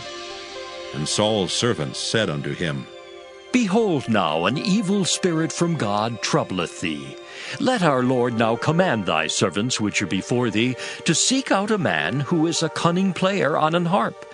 And it shall come to pass, when the evil spirit from God is upon thee, that he shall play with his hand, and thou shalt be well. And Saul said unto his servants, Provide me now a man that can play well, and bring him to me. Then answered one of the servants, and said, Behold, I have seen a son of Jesse the Bethlehemite, that is cunning in playing, and a mighty valiant man, and a man of war, and prudent in matters, and a comely person. And the Lord is with him. Wherefore Saul sent messengers unto Jesse, and said, Send me David thy son, which is with the sheep. And Jesse took an ass laden with bread, and a bottle of wine, and a kid, and sent them by David his son unto Saul. And David came to Saul, and stood before him. And he loved him greatly, and he became his armor-bearer. And Saul sent to Jesse, saying, Let David, I pray thee, stand before me, for he hath found favor in my sight. And it came to pass, when the evil spirit from God was upon Saul, that David took an harp and played with his hand. So Saul was refreshed and was well, and the evil spirit departed from him. 1 Samuel chapter 17. Now the Philistines gathered together their armies to battle, and were gathered together at Shochoh, which belongeth to Judah, and pitched between Shochoh and Azekah in Ephas Dammim. And Saul and the men of Israel were gathered together, and pitched by the valley of Elah, and set the battle in array against the Philistines. And the Philistines stood on a mountain on the one side, and Israel stood on a mountain on the other side, and there was a valley between them. And there went out a champion out of the camp of the Philistines, named Goliath of Gath, whose height was 6 cubits and a span. And he had an helmet of brass upon his head, and he was armed with a coat of mail, and the weight of the coat was 5,000 shekels of brass. and he had greaves of brass upon his legs, and a target of brass between his shoulders. And the staff of his spear was like a weaver's beam, and his spear's head weighed 600 shekels of iron, and one bearing a shield went before him. And he stood and cried unto the armies of Israel, and said unto them, Why are ye come out to set your battle in array? Am not I a Philistine, and ye servants to Saul? Choose you a man for you, and let him come down to me. If he be able to fight with me and to kill me, then will we be your servants. But if I prevail against him and kill him, then shall ye be our servants and serve us. And the Philistines said, I defy the armies of Israel this day. Give me a man, that we may fight together. When Saul and all Israel heard those words of the Philistine, they were dismayed and greatly afraid. Now David was the son of that Ephrathite of Bethlehem, Judah, whose name was Jesse, and he had 8 sons. And the man went among men for an old man in the days of Saul. And the 3 eldest sons of Jesse went and followed Saul to the battle. And the names of his 3 sons that went to the battle were Eliab, the firstborn, and next unto him Abinadab, and the third Shammah. And David was the youngest, and the 3 eldest followed Saul. But David went and returned from Saul to feed his father's sheep at Bethlehem. And the Philistine drew near morning and evening, and presented himself 40 days. And Jesse said unto David his son, Take now for thy brethren an ephah of this parched corn, and these 10 loaves, and run to the camp to thy brethren. And carry these 10 cheeses unto the captain of their 1,000. And look how thy brethren fare, and take their pledge. Now Saul and they and all the men of Israel were in the valley of Elah, fighting with the Philistines. And David rose up early in the morning, and left the sheep with a keeper, and took and went as Jesse had commanded him. And he came to the trench as the host was going forth to the fight, and shouted for the battle. For Israel and the Philistines had put the battle in array, army against army. And David left his carriage in the hand of the keeper of the carriage, and ran into the army, and came and saluted his brethren. And as he talked with them, behold, there came up the champion, the Philistine of Gath, Goliath by name, out of the armies of the Philistines, and spake according to the same words, and David heard them. And all the men of Israel, when they saw the man, fled from him, and were sore afraid. And the men of Israel said, Have ye seen this man that is come up? Surely to defy Israel is he come up, and it shall be, that the man who killeth him, the king will enrich him with great riches, and will give him his daughter, and make his father's house free in Israel. And David spake to the men that stood by him, saying, What shall be done to the man that killeth this Philistine, and taketh away the reproach from Israel? For who is this uncircumcised Philistine, that he should defy the armies of the living God? And the people answered him after this manner, saying, So shall it be done to the man that killeth him. And Eliab his eldest brother heard when he spake unto the men. And Eliab's anger was kindled against David, and he said, Why camest thou down hither? And with whom hast thou left those few sheep in the wilderness? I know thy pride and the naughtiness of thine heart, for thou art come down that thou mightest see the battle. And David said, What have I now done? Is there not a cause? And he turned from him toward another, and spake after the same manner. And the people answered him again after the former manner. And when the words were heard which David spake, they rehearsed them before Saul, and he sent for him. And David said to Saul, Let no man's heart fail because of him. Thy servant will go and fight with this Philistine. And Saul said to David, Thou art not able to go against this Philistine to fight with him, for thou art but a youth, and he a man of war from his youth. And David said unto Saul, Thy servant kept his father's sheep, and there came a lion and a bear, and took a lamb out of the flock. And I went out after him and smote him, and delivered it out of his mouth. And when he arose against me, I caught him by his beard, and smote him, and slew him. Thy servant slew both the lion and the bear, and this uncircumcised Philistine shall be as one of them, seeing he hath defied the armies of the living God. David said moreover, The Lord that delivered me out of the paw of the lion, and out of the paw of the bear, he will deliver me out of the hand of this Philistine. And Saul said unto David, Go, and the Lord be with thee. And Saul armed David with his armor, and he put an helmet of brass upon his head. Also he armed him with a coat of mail. And David girded his sword upon his armor, and he essayed to go, for he had not proved it. And David said unto Saul, I cannot go with these, for I have not proved them. And David put them off him. And he took his staff in his hand, and chose him 5 smooth stones out of the brook, and put them in a shepherd's bag which he had, even in a scrip. And his sling was in his hand, and he drew near to the Philistine. And the Philistine came on and drew near unto David, and the man that bare the shield went before him. And when the Philistine looked about and saw David, he disdained him, for he was but a youth, and ruddy, and of a fair countenance. And the Philistine said unto David, Am I a dog, that thou comest to me with staves?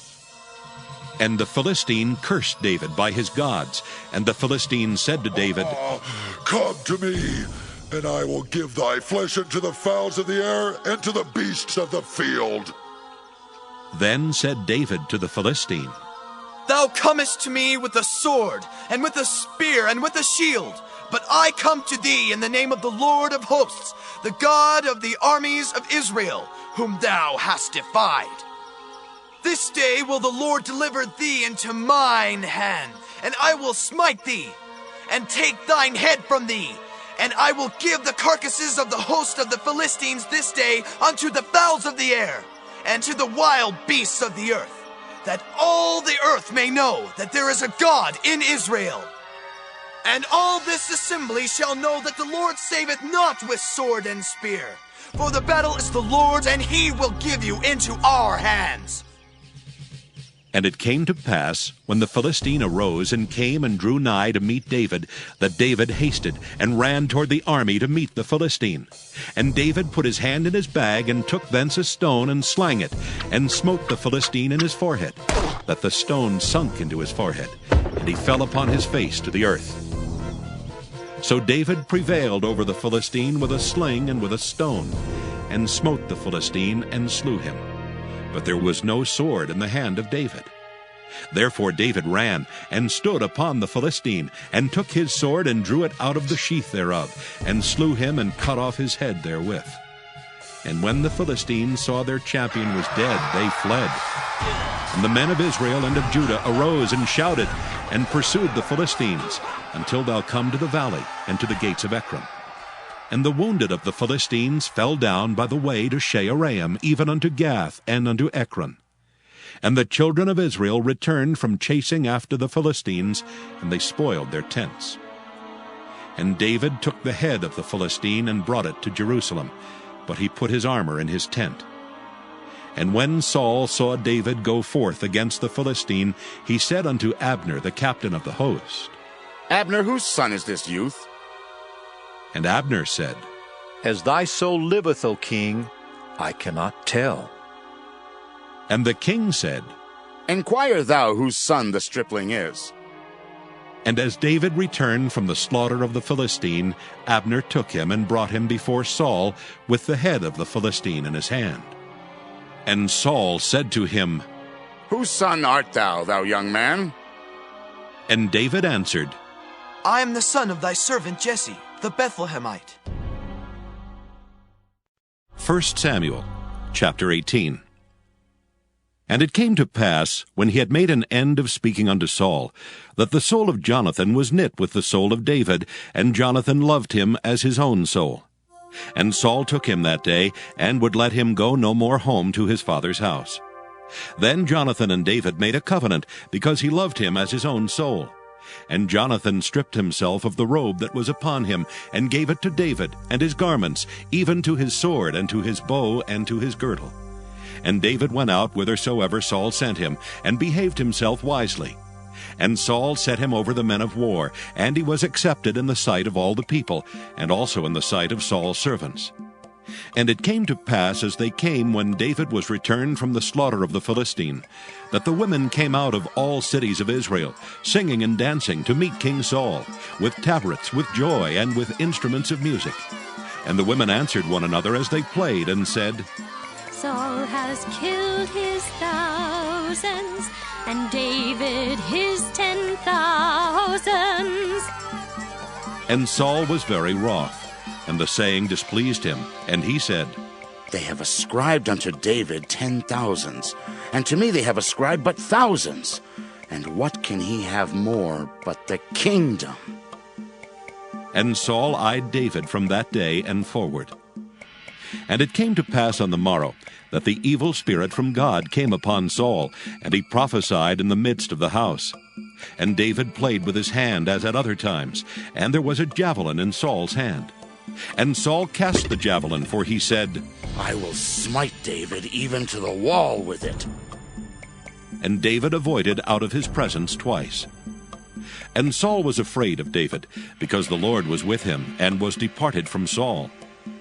Therefore Saul removed him from him, and made him his captain over 1,000, and he went out and came in before the people. And David behaved himself wisely in all his ways, and the Lord was with him. Wherefore, when Saul saw that he behaved himself very wisely, he was afraid of him. But all Israel and Judah loved David, because he went out and came in before them. And Saul said to David, Behold my elder daughter Merab. Her will I give thee to wife. Only be thou valiant for me, and fight the Lord's battles. For Saul said, Let not mine hand be upon him, but let the hand of the Philistines be upon him. And David said unto Saul, Who am I? And what is my life, or my father's family in Israel, that I should be son-in-law to the king? But it came to pass at the time when Merab, Saul's daughter, should have been given to David, that she was given unto Adriel the Maholathite to wife. And Michal, Saul's daughter, loved David, and they told Saul, and the thing pleased him. And Saul said, I will give him her, that she may be a snare to him, and that the hand of the Philistines may be against him. Wherefore Saul said to David, Thou shalt this day be my son-in-law in the one of the twain. And Saul commanded his servants, saying, Commune with David secretly, and say, Behold, the king hath delight in thee, and all his servants love thee. Now therefore be the king's son-in-law.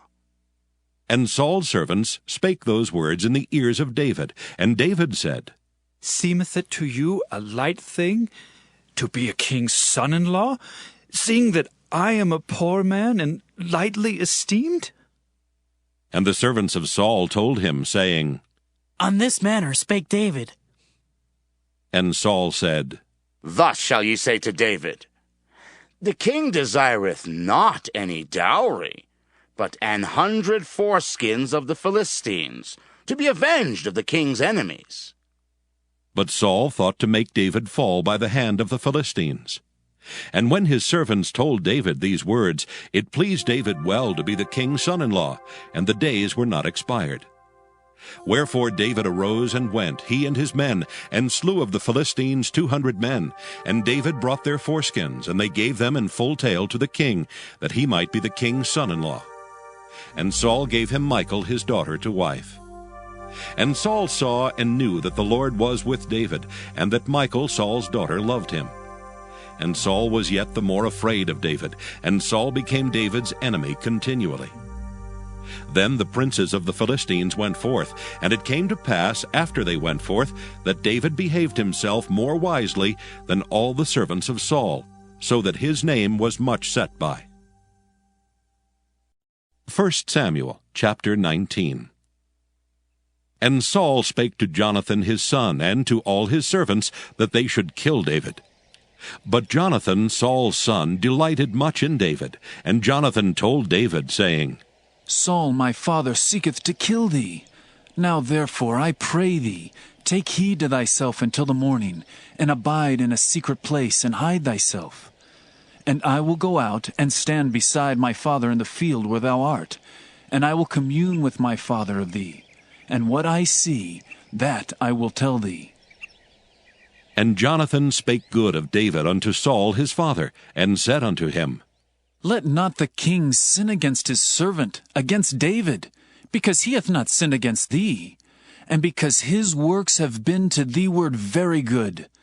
For he did put his life in his hand, and slew the Philistine, and the Lord wrought a great salvation for all Israel. Thou sawest it, and didst rejoice. Wherefore then wilt thou sin against innocent blood, to slay David without a cause? And Saul hearkened unto the voice of Jonathan, and Saul sware, As the Lord liveth, he shall not be slain. And Jonathan called David, and Jonathan showed him all those things. And Jonathan brought David to Saul, and he was in his presence as in times past. And there was war again, and David went out and fought with the Philistines, and slew them with a great slaughter, and they fled from him. And the evil spirit from the Lord was upon Saul, as he sat in his house with his javelin in his hand, and David played with his hand. And Saul sought to smite David even to the wall with the javelin. But he slipped away out of Saul's presence, and he smote the javelin into the wall, and David fled and escaped that night. Saul also sent messengers unto David's house to watch him, and to slay him in the morning. And Michal, David's wife, told him, saying, If thou save not thy life tonight, tomorrow thou shalt be slain. So Michal let David down through a window, and he went and fled and escaped. And Michal took an image and laid it in the bed, and put a pillow of goat's hair for his bolster, and covered it with a cloth. And when Saul sent messengers to take David, she said, He is sick. And Saul sent the messengers again to see David, saying, Bring him up to me in the bed, that I may slay him. And when the messengers were come in, behold, there was an image in the bed with a pillow of goat's hair for his bolster. And Saul said unto Michal, Why hast thou deceived me so, and sent away mine enemy, that he is escaped? And Michal answered Saul, He said unto me, Let me go. Why should I kill thee? So David fled and escaped, and came to Samuel to Ramah, and told him all that Saul had done to him. And he and Samuel went and dwelt in Naioth. And it was told Saul, saying, Behold, David is at Naioth in Ramah. And Saul sent messengers to take David. And when they saw the company of the prophets prophesying, and Samuel standing as appointed over them, the Spirit of God was upon the messengers of Saul, and they also prophesied. And when it was told Saul, he sent other messengers, and they prophesied likewise. And Saul sent messengers again the third time, and they prophesied also. Then went he also to Ramah, and came to a great well that is in Secu. And he asked and said, Where are Samuel and David? And one said, Behold, they be at Naioth and Ramah. And he went thither to Naioth and Ramah, and the Spirit of God was upon him also, and he went on and prophesied until he came to Naioth and Ramah. And he stripped off his clothes also, and prophesied before Samuel in like manner, and lay down naked all that day and all that night. Wherefore they say, Is Saul also among the prophets? 1 Samuel chapter 20. And David fled from Naioth and Ramah, and came and said before Jonathan, What have I done? What is mine iniquity? And what is my sin before thy father, that he seeketh my life? And he said unto him, God forbid, thou shalt not die. Behold, my father will do nothing, either great or small, but that he will show it me. And why should my father hide this thing from me? It is not so. And David sware moreover, and said, Thy father certainly knoweth that I have found grace in thine eyes. And he saith, Let not Jonathan know this, lest he be grieved. But truly as the Lord liveth, and as thy soul liveth, there is but a step between me and death. Then said Jonathan unto David, Whatsoever thy soul desireth, I will even do it for thee. And David said unto Jonathan, Behold, tomorrow is the new moon, and I should not fail to sit with the king at meat. But let me go, that I may hide myself in the field unto the third day at even. If thy father at all miss me, then say, David earnestly asked leave of me that he might run to Bethlehem his city, for there is a yearly sacrifice there for all the family. If he say thus, it is well. Thy servant shall have peace. But if he be very wroth, then be sure that evil is determined by him. Therefore thou shalt deal kindly with thy servant, for thou hast brought thy servant into a covenant of the Lord with thee. Notwithstanding, if there be in me iniquity, slay me thyself, for why shouldest thou bring me to thy father?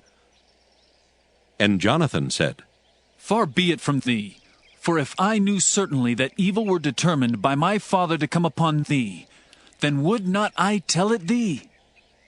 Then said David to Jonathan, Who shall tell me? Or what if thy father answer thee roughly? And Jonathan said unto David, Come, and let us go out into the field. And they went out both of them into the field. And Jonathan said unto David, O Lord God of Israel, when I have sounded my father about tomorrow any time, or the third day, and behold, if there be good toward David, and I then send not unto thee and show it thee, the Lord do so and much more to Jonathan. But if it please my father to do thee evil, then I will show it thee and send thee away, that thou mayest go in peace. And the Lord be with thee, as he hath been with my father. And thou shalt not only while yet I live show me the kindness of the Lord, that I die not, but also thou shalt not cut off thy kindness from my house forever. No, not when the Lord hath cut off the enemies of David, every one from the face of the earth. So Jonathan made a covenant with the house of David, saying, Let the Lord even require it at the hand of David's enemies. And Jonathan caused David to swear again because he loved him, for he loved him as he loved his own soul. Then Jonathan said to David, Tomorrow is the new moon, and thou shalt be missed, because thy seat will be empty. And when thou hast stayed 3 days, then thou shalt go down quickly and come to the place where thou didst hide thyself when the business was in hand, and shalt remain by the stone Ezel. And I will shoot 3 arrows on the side thereof, as though I shot at a mark. And behold, I will send a lad, saying, Go, find out the arrows.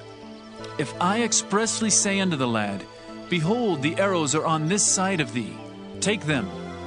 Then come thou, for there is peace to thee, and no hurt, as the Lord liveth. But if I say thus unto the young man, Behold, the arrows are beyond thee, go thy way, for the Lord hath sent thee away. And as touching the matter which thou and I have spoken of, behold, the Lord be between thee and me forever. So David hid himself in the field. And when the new moon was come, the king sat him down to eat meat. And the king sat upon his seat, as at other times, even upon a seat by the wall. And Jonathan arose, and Abner sat by Saul's side, and David's place was empty. Nevertheless Saul spake not anything that day, for he thought, Something hath befallen him. He is not clean. Surely he is not clean. And it came to pass on the morrow, which was the 2nd day of the month, that David's place was empty. And Saul said unto Jonathan his son, Wherefore cometh not the son of Jesse to meat, neither yesterday nor today? And Jonathan answered Saul, David earnestly asked leave of me to go to Bethlehem. And he said, Let me go, I pray thee, for our family hath a sacrifice in the city, and my brother he hath commanded me to be there. And now, if I have found favor in thine eyes, let me get away, I pray thee, and see my brethren. Therefore he cometh not unto the king's table. Then Saul's anger was kindled against Jonathan, and he said unto him, Thou son of the perverse, rebellious woman! Do not I know that thou hast chosen the son of Jesse to thine own confusion, and unto the confusion of thy mother's nakedness? For as long as the son of Jesse liveth upon the ground, thou shalt not be established, nor thy kingdom. Wherefore now send and fetch him unto me, for he shall surely die. And Jonathan answered Saul his father, and said unto him, Wherefore shall he be slain? What hath he done? And Saul cast a javelin at him to smite him, whereby Jonathan knew that it was determined of his father to slay David. So Jonathan arose from the table in fierce anger, and did eat no meat the 2nd day of the month. For he was grieved for David, because his father had done him shame. And it came to pass in the morning that Jonathan went out into the field at the time appointed with David, and a little lad with him. And he said unto his lad, Run! Find out now the arrows which I shoot. And as the lad ran, he shot an arrow beyond him. And when the lad was come to the place of the arrow which Jonathan had shot, Jonathan cried after the lad, and said, Is not the arrow beyond thee? And Jonathan cried after the lad, Make speed, haste, stay not. And Jonathan's lad gathered up the arrows and came to his master. But the lad knew not anything, only Jonathan and David knew the matter. And Jonathan gave his artillery unto his lad, and said unto him, Go, carry them to the city. And as soon as the lad was gone, David arose out of a place toward the south, and fell on his face to the ground, and bowed himself 3 times. And they kissed one another, and wept one with another, until David exceeded. And Jonathan said to David, Go in peace. For as much as we have sworn, both of us, in the name of the Lord, saying, The Lord be between me and thee, and between my seed and thy seed forever. And he arose and departed. And Jonathan went into the city. 1 Samuel chapter 21. Then came David to Nob to Ahimelech the priest. And Ahimelech was afraid at the meeting of David, and said unto him, Why art thou alone, and no men with thee? And David said unto Ahimelech the priest, The king hath commanded me a business, and hath said unto me, Let no man know anything of the business whereabout I send thee, and what I have commanded thee, and I have appointed my servants to such and such a place. Now therefore, what is under thine hand? Give me 5 loaves of bread in mine hand, or what there is present. And the priest answered David, and said, There is no common bread under mine hand, but there is hallowed bread, if the young men have kept themselves at least from women. And David answered the priest, and said unto him, Of a truth women have been kept from us about these 3 days since I came out, and the vessels of the young men are holy, and the bread is in a manner common, yea, though it were sanctified this day in the vessel. So the priest gave him hallowed bread, for there was no bread there but the showbread that was taken from before the Lord, to put hot bread in the day when it was taken away. Now a certain man of the servants of Saul was there that day, detained before the Lord. And his name was Doeg an Edomite, the chiefest of the herdmen that belonged to Saul. And David said unto Ahimelech, And is there not here under thine hand spear or sword? For I have neither brought my sword nor my weapons with me, because the king's business required haste. And the priest said, The sword of Goliath the Philistine, whom thou slewest in the valley of Elah, behold, it is here wrapped in a cloth behind the ephod. If thou wilt take that, take it, for there is no other save that here. And David said, There is none like that. Give it me. And David arose and fled that day for fear of Saul, and went to Achish the king of Gath. And the servants of Achish said unto him, Is not this David the king of the land? Did they not sing one to another of him in dances, saying, Saul hath slain his thousands, and David his 10,000s? And David laid up these words in his heart, and was sore afraid of Achish the king of Gath. And he changed his behavior before them, and feigned himself mad in their hands, and scrabbled on the doors of the gate, and let his spittle fall down upon his beard. Then said Achish unto his servants, Lo, ye see the man is mad, wherefore then have ye brought him to me? Have I need of madmen, that ye have brought this fellow to play the madman in my presence? Shall this fellow come into my house? 1 Samuel chapter 22. David therefore departed thence, and escaped to the cave Adullam. And when his brethren and all his father's house heard it, they went down thither to him. And every one that was in distress, and every one that was in debt, and every one that was discontented, gathered themselves unto him, and he became a captain over them. And there were with him about 400 men. And David went thence to Mizpah of Moab, and he said unto the king of Moab, Let my father and my mother, I pray thee, come forth, and be with you till I know what God will do for me. And he brought them before the king of Moab, and they dwelt with him all the while that David was in the hold. And the prophet Gad said unto David, Abide not in the hold. Depart, and get thee into the land of Judah. Then David departed, and came into the forest of Hereth. When Saul heard that David was discovered, and the men that were with him, now Saul abode in Gibeah under a tree in Ramah, having his spear in his hand, and all his servants were standing about him. Then Saul said unto his servants that stood about him, Hear now, ye Benjamites. Will the son of Jesse give every one of you fields and vineyards, and make you all captains of thousands and captains of hundreds? That all of you have conspired against me, and there is none that showeth me that my son hath made a league with the son of Jesse, and there is none of you that is sorry for me, or showeth unto me that my son hath stirred up my servant against me, to lie in wait, as at this day?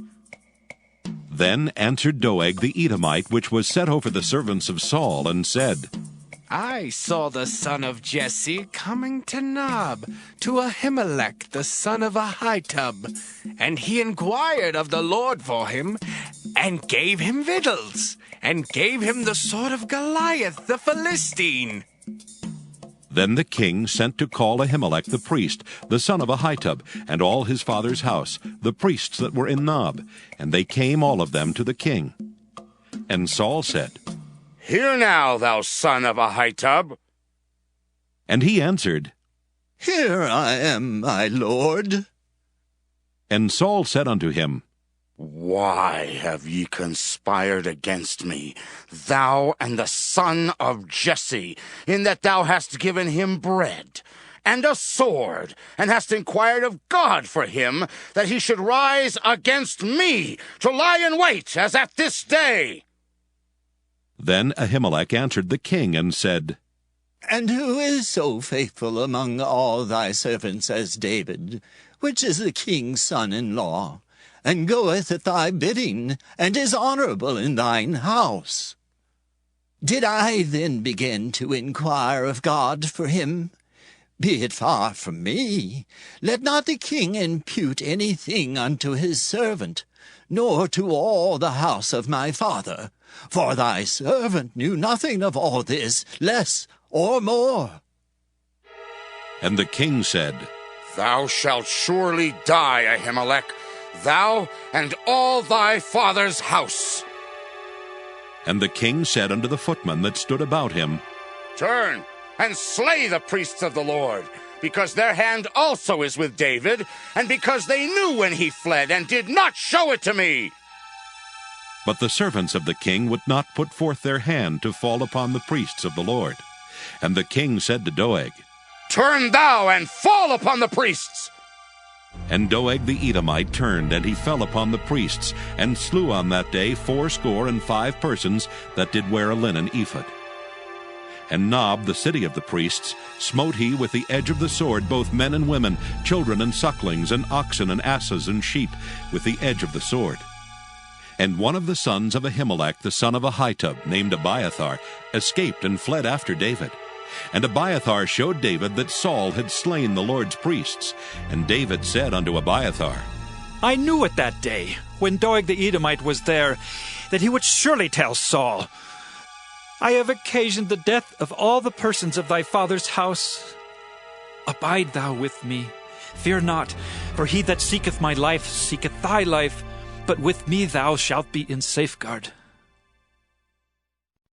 1 Samuel chapter 23. Then they told David, saying, Behold, the Philistines fight against Keilah, and they rob the threshing floors. Therefore David inquired of the Lord, saying, Shall I go and smite these Philistines? And the Lord said unto David, Go, and smite the Philistines, and save Keilah. And David's men said unto him, Behold, we be afraid here in Judah. How much more then if we come to Keilah against the armies of the Philistines? Then David inquired of the Lord yet again, and the Lord answered him and said, Arise, go down to Keilah, for I will deliver the Philistines into thine hand. So David and his men went to Keilah, and fought with the Philistines, and brought away their cattle, and smote them with a great slaughter. So David saved the inhabitants of Keilah.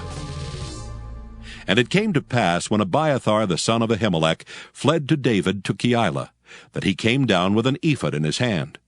And it was told Saul that David was come to Keilah, and Saul said, God hath delivered him into mine hand, for he is shut in by entering into a town that hath gates and bars.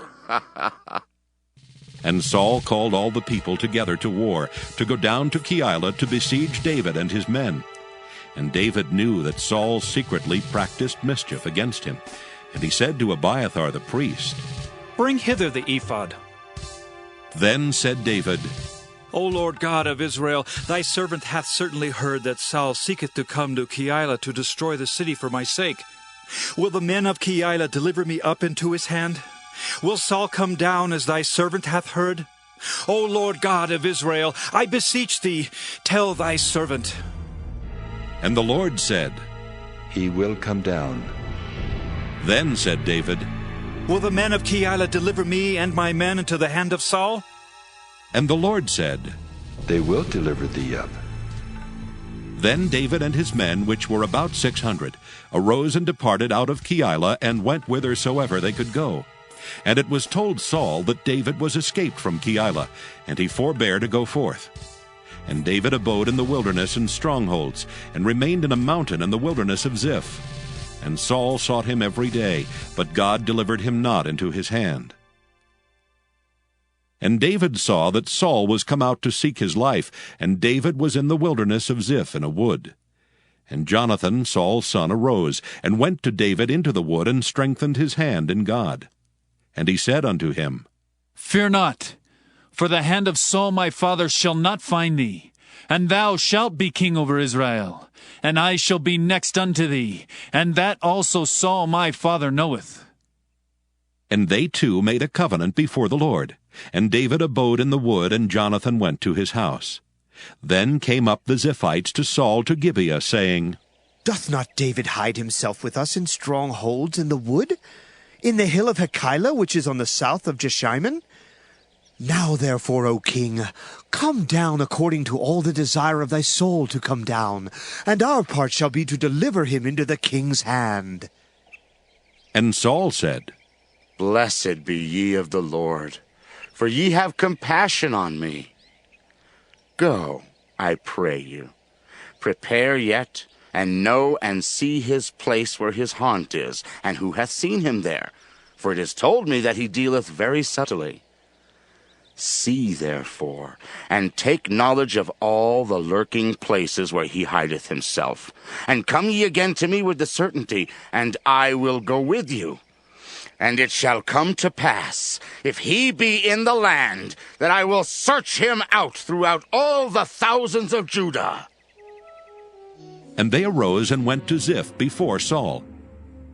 But David and his men were in the wilderness of Maon, in the plain on the south of Jeshimon. Saul also and his men went to seek him, and they told David. Wherefore he came down into a rock, and abode in the wilderness of Maon.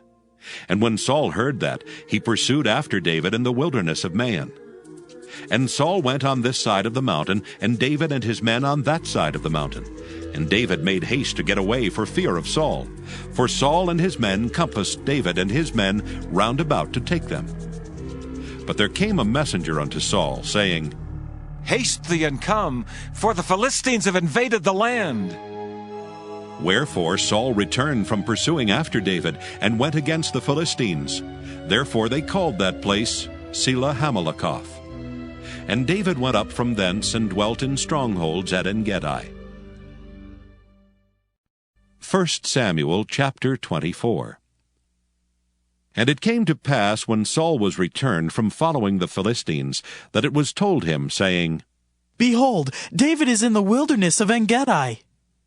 Then Saul took 3,000 chosen men out of all Israel, and went to seek David and his men upon the rocks of the wild goats. And he came to the sheepcotes by the way, where was a cave. And Saul went in to cover his feet, and David and his men remained in the sides of the cave. And the men of David said unto him, Behold the day of which the Lord said unto thee, Behold, I will deliver thine enemy into thine hand, that thou mayest do to him as it shall seem good unto thee. Then David arose and cut off the skirt of Saul's robe privily. And it came to pass afterward that David's heart smote him because he had cut off Saul's skirt. And he said unto his men, The Lord forbid that I should do this thing unto my master, the Lord's anointed, to stretch forth mine hand against him, seeing he is the anointed of the Lord.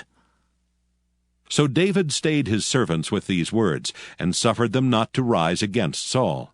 But Saul rose up out of the cave and went on his way.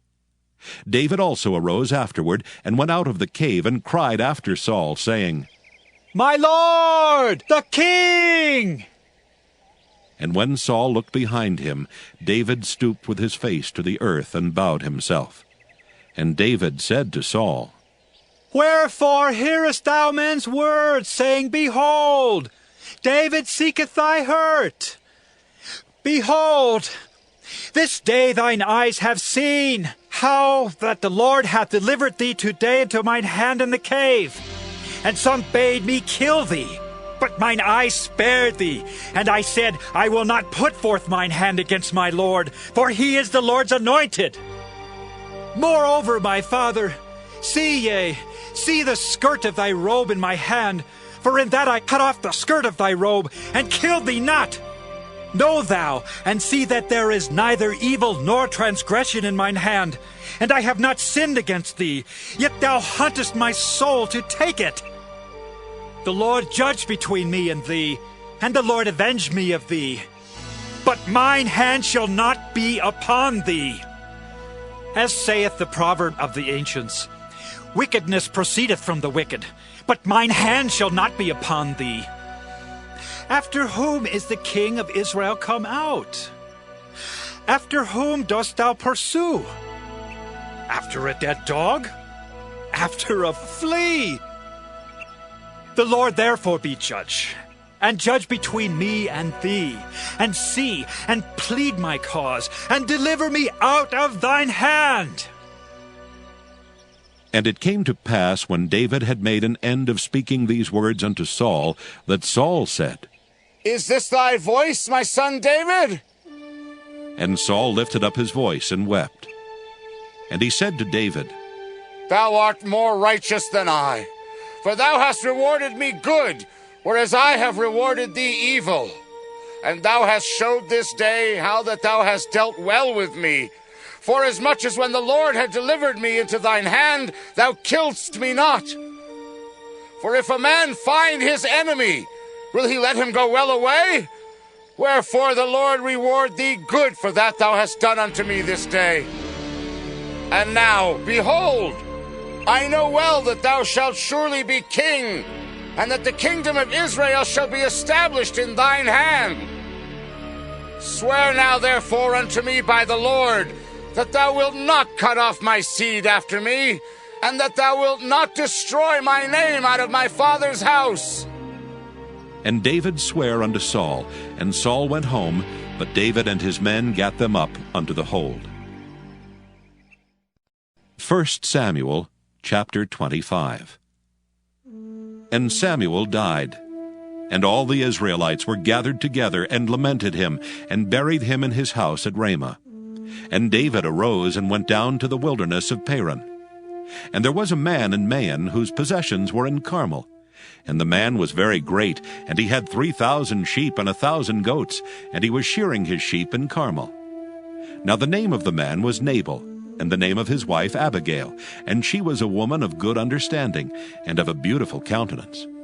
But the man was churlish and evil in his doings, and he was of the house of Caleb.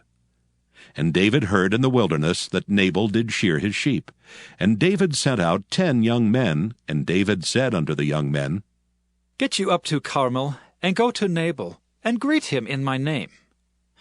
And thus shall ye say to him that liveth in prosperity, Peace be both to thee, and peace be to thine house, and peace be unto all that thou hast. And now I have heard that thou hast shearers. Now thy shepherds which were with us, we hurt them not, neither was there aught missing unto them, all the while they were in Carmel. Ask thy young men, and they will show thee. Wherefore let the young men find favor in thine eyes, for we come in a good day. Give, I pray thee, whatsoever cometh to thine hand unto thy servants, and to thy son David. And when David's young men came, they spake to Nabal according to all those words in the name of David, and ceased. And Nabal answered David's servants, and said, Who is David, and who is the son of Jesse? There be many servants nowadays that break away every man from his master. Shall I then take my bread, and my water, and my flesh, that I have killed for my shearers, and give it unto men whom I know not whence they be?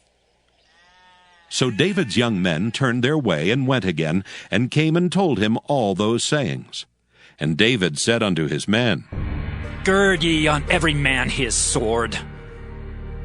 And they girded on every man his sword, and David also girded on his sword. And there went up after David about 400 men, and 200 abode by the stuff. But one of the young men told Abigail, Nabal's wife, saying, Behold, David sent messengers out of the wilderness to salute our master, and he railed on them. But the men were very good unto us, and we were not hurt, neither missed we anything, as long as we were conversant with them when we were in the fields. They were a wall unto us both by night and day, all the while we were with them, keeping the sheep.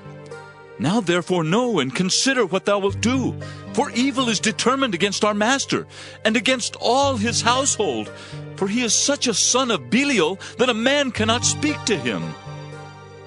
Then Abigail made haste, and took 200 loaves, and 2 bottles of wine, and 5 sheep ready dressed, and 5 measures of parched corn, and 100 clusters of raisins, and 200 cakes of figs, and laid them on asses. And she said unto her servants, Go on before me. Behold, I come after you. But she told not her husband Nabal.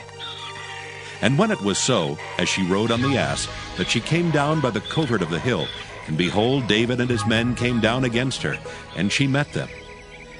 Now David had said, Surely in vain have I kept all that this fellow hath in the wilderness, so that nothing was missed of all that pertained unto him.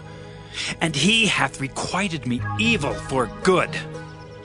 So, and more also do God unto the enemies of David, if I leave all that pertain to him by the morning light any that pisseth against the wall. And when Abigail saw David, she hasted and lighted off the ass, and fell before David on her face, and bowed herself to the ground, and fell at his feet, and said, Upon me, my lord, upon me let this iniquity be, and let thine handmaid, I pray thee, speak in thine audience, and hear the words of thine handmaid. Let not, my lord, I pray thee, regard this man of Belial, even Nabal. For as his name is, so is he. Nabal is his name, and folly is with him. But I, thine handmaid, saw not the young men of my lord, whom thou didst send. Now therefore, my lord, as the Lord liveth, and as thy soul liveth, seeing the Lord hath withholden thee from coming to shed blood, and from avenging thyself with thine own hand, now let thine enemies, and they that seek evil to my lord, be as Nabal. And now this blessing which thine handmaid hath brought unto my lord, let it even be given unto the young men that follow my lord. I pray thee, forgive the trespass of thine handmaid, for the Lord will certainly make my lord a sure house, because my lord fighteth the battles of the Lord, and evil hath not been found in thee all thy days. Yet a man is risen to pursue thee, and to seek thy soul. but the soul of my Lord shall be bound in the bundle of life with the Lord thy God, and the souls of thine enemies. Them shall he sling out, as out of the middle of a sling. And it shall come to pass, when the Lord shall have done to my Lord according to all the good that he hath spoken concerning thee, and shall have appointed thee ruler over Israel, that this shall be no grief unto thee, nor offense of heart unto my Lord, either that thou hast shed blood causeless, or that my Lord hath avenged himself. But when the Lord shall have dealt well with my Lord, then remember thine handmaid. And David said to Abigail, Blessed be the Lord God of Israel, which sent thee this day to meet me. And blessed be thy advice, and blessed be thou, which hast kept me this day from coming to shed blood, and from avenging myself with mine own hand. For in very deed, as the Lord God of Israel liveth, which hath kept me back from hurting thee, except thou hast hasted and come to meet me, surely there had not been left unto Nabal by the morning light any that pisseth against the wall. So David received of her hand that which she had brought him, and said unto her, Go up in peace to thine house. See, I have hearkened to thy voice, and have accepted thy person. And Abigail came to Nabal, and behold, he held a feast in his house, like the feast of a king. And Nabal's heart was merry within him, for he was very drunken. Wherefore she told him nothing less or more until the morning light. But it came to pass in the morning, when the wine was gone out of Nabal, and his wife had told him these things, that his heart died within him, and he became as a stone. And it came to pass about 10 days after, that the Lord smote Nabal, that he died.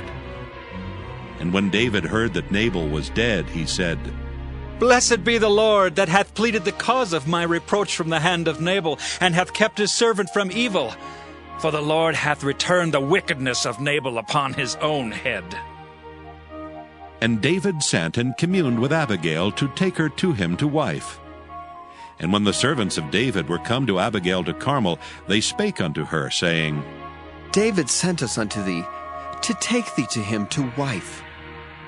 And she arose and bowed herself on her face to the earth, and said, Behold, let thine handmaid be a servant to wash the feet of the servants of my Lord. And Abigail hasted, and arose, and rode upon an ass, with 5 damsels of hers that went after her. And she went after the messengers of David, and became his wife. David also took Ahinoam of Jezreel, and they were also both of them his wives. But Saul had given Michal his daughter, David's wife, to Phalti the son of Laish, which was of Gallim. 1 Samuel chapter 26. And the Ziphites came unto Saul to Gibeah, saying, Doth not David hide himself in the hill of Hachilah, which is before Jeshimon? Then Saul arose and went down to the wilderness of Ziph, having 3,000 chosen men of Israel with him, to seek David in the wilderness of Ziph. And Saul pitched in the hill of Hachilah, which is before Jeshimon by the way. But David abode in the wilderness, and he saw that Saul came after him into the wilderness. David therefore sent out spies, and understood that Saul was come in very deed. And David arose and came to the place where Saul had pitched.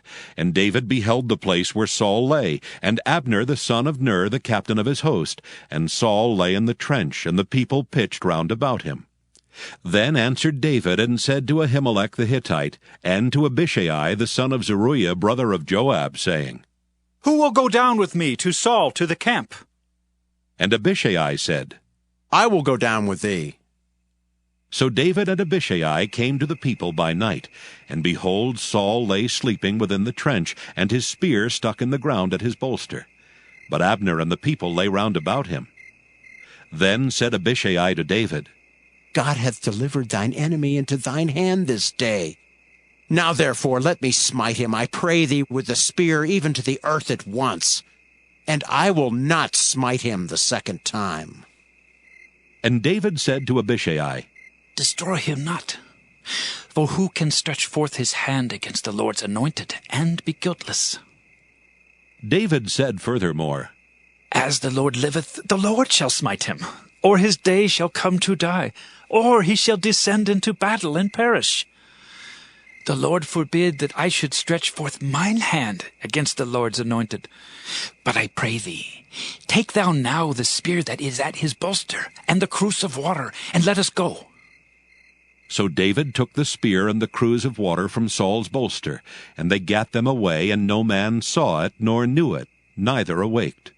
For they were all asleep, because a deep sleep from the Lord was fallen upon them. Then David went over to the other side, and stood on the top of an hill afar off, a great space being between them.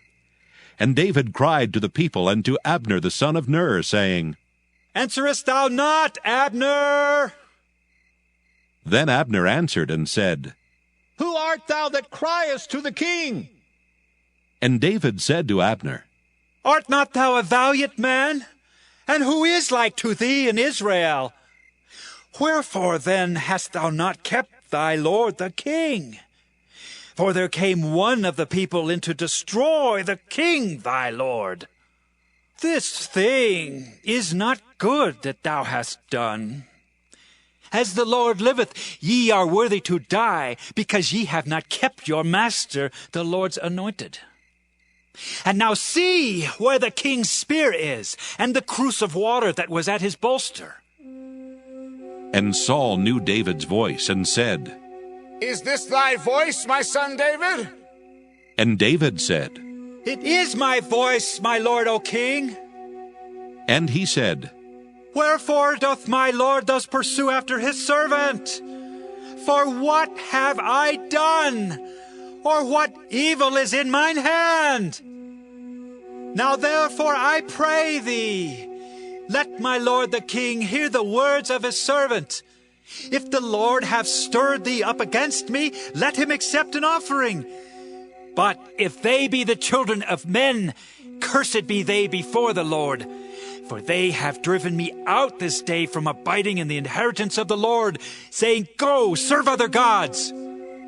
Now therefore let not my blood fall to the earth before the face of the Lord, for the king of Israel is come out to seek a flea, as when one doth hunt a partridge in the mountains. Then said Saul, I have sinned. Return, my son David, for I will no more do thee harm, because my soul was precious in thine eyes this day. Behold, I have played the fool, and have erred exceedingly. And David answered and said, Behold the king's spear, and let one of the young men come over and fetch it. The Lord render to every man his righteousness and his faithfulness, for the Lord delivered thee into my hand today. But I would not stretch forth mine hand against the Lord's anointed. And behold, as thy life was much set by this day in mine eyes, so let my life be much set by in the eyes of the Lord, and let him deliver me out of all tribulation. Then Saul said to David, Blessed be thou, my son David. Thou shalt both do great things, and also shalt still prevail. So David went on his way, and Saul returned to his place. 1 Samuel chapter 27. And David said in his heart, I shall now perish one day by the hand of Saul. There is nothing better for me than that I should speedily escape into the land of the Philistines.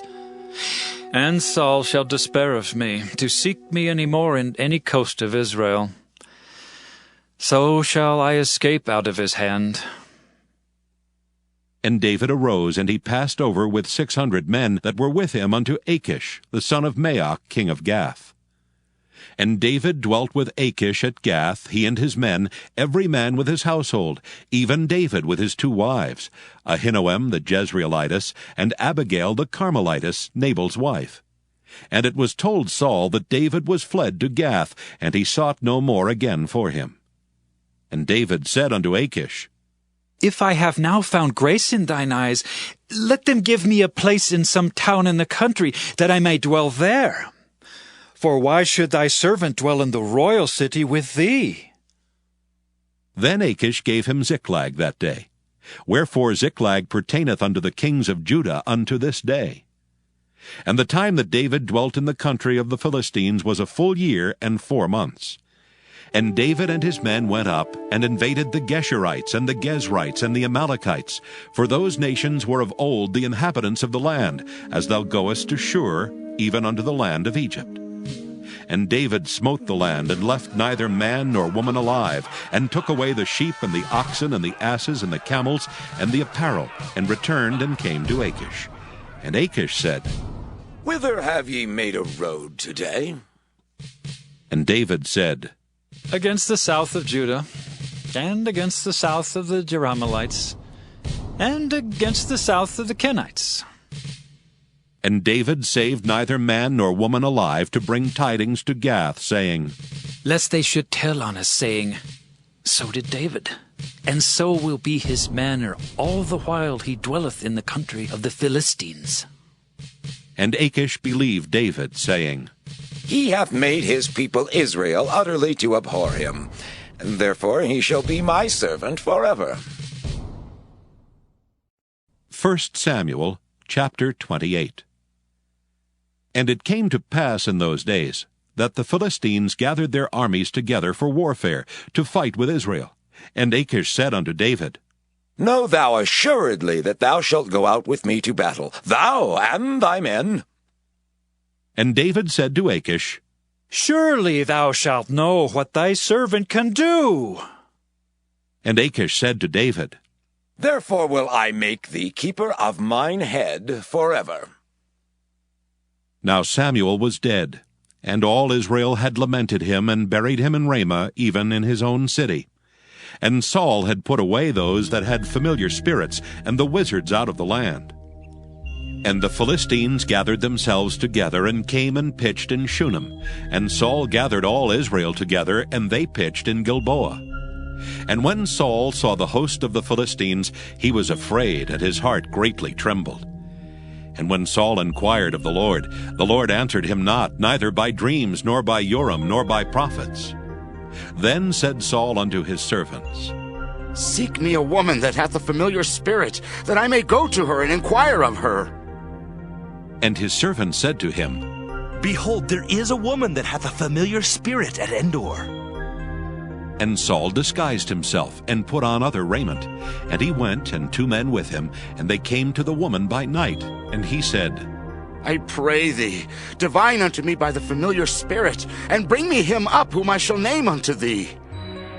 And the woman said unto him, Behold, thou knowest what Saul hath done, how he hath cut off those that have familiar spirits, and the wizards out of the land. Wherefore then layest thou a snare for my life to cause me to die? And Saul sware to her by the Lord, saying, As the Lord liveth, there shall no punishment happen to thee for this thing. Then said the woman, Whom shall I bring up unto thee? And he said, Bring me up Samuel. And when the woman saw Samuel, she cried with a loud voice. And the woman spake to Saul, saying, Why hast thou deceived me? For thou art Saul. And the king said unto her, Be not afraid, for what sawest thou? And the woman said unto Saul, I saw gods ascending out of the earth. And he said unto her, What form is he of?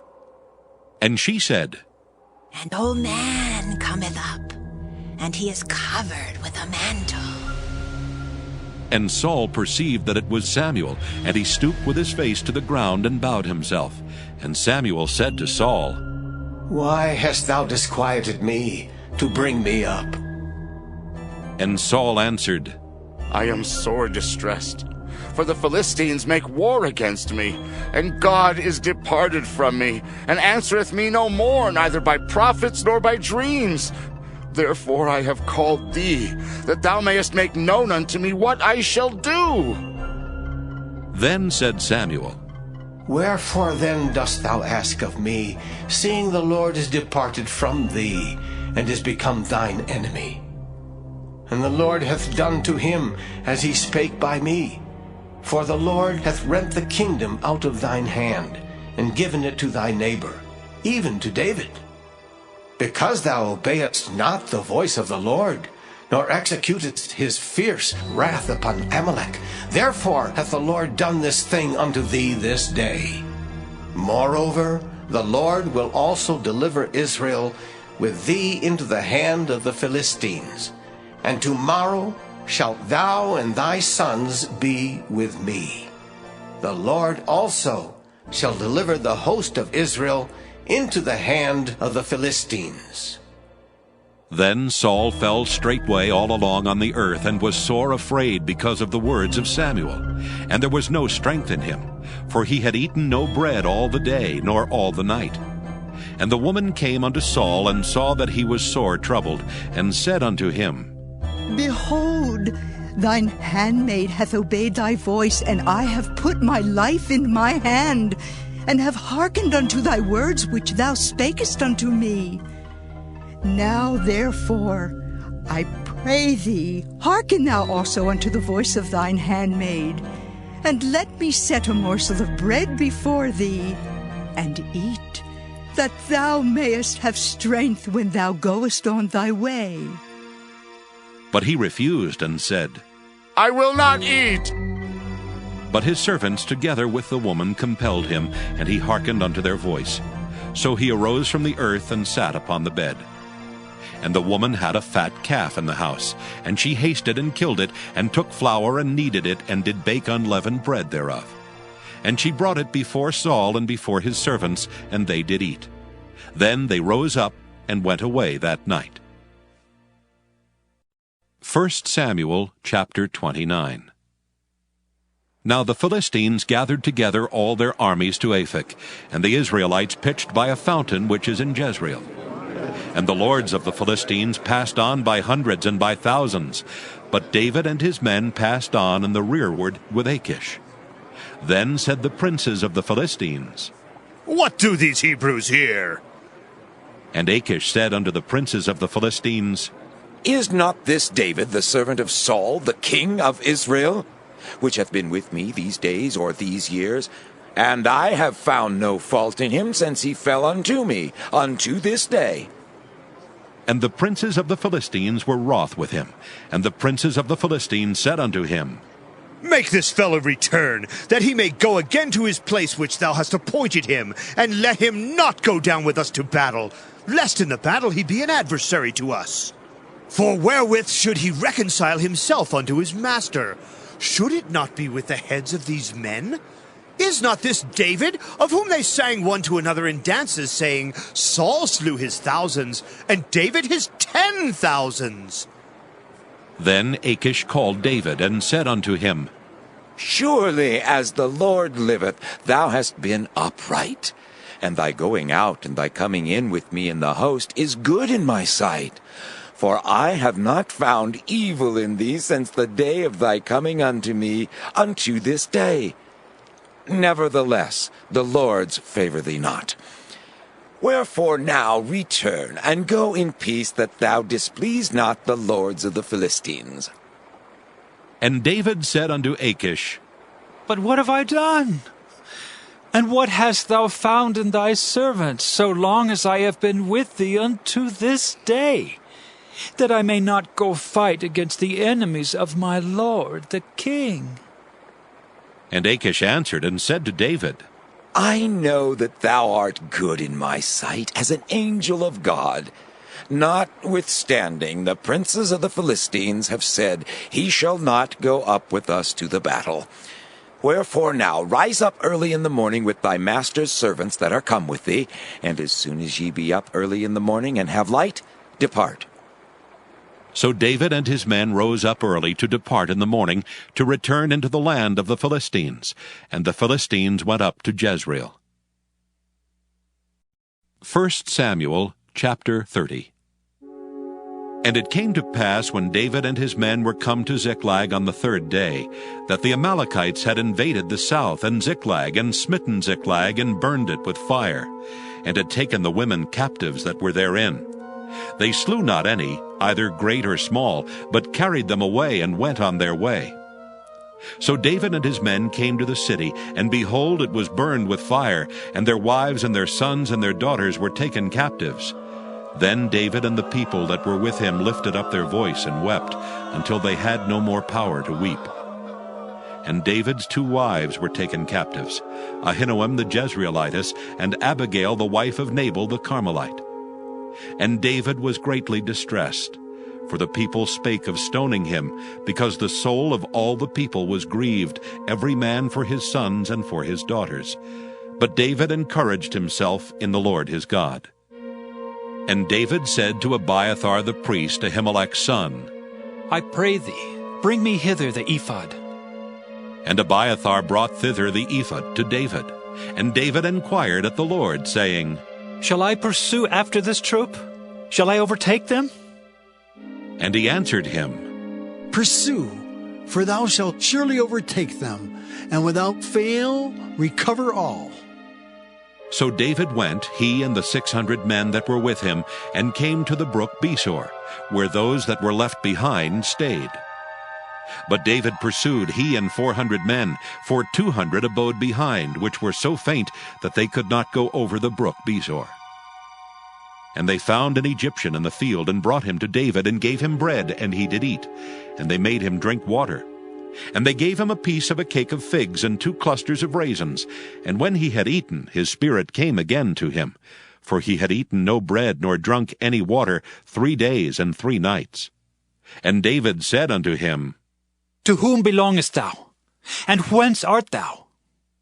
And he said, I am a young man of Egypt, servant to an Amalekite, and my master left me, because 3 days agone I fell sick.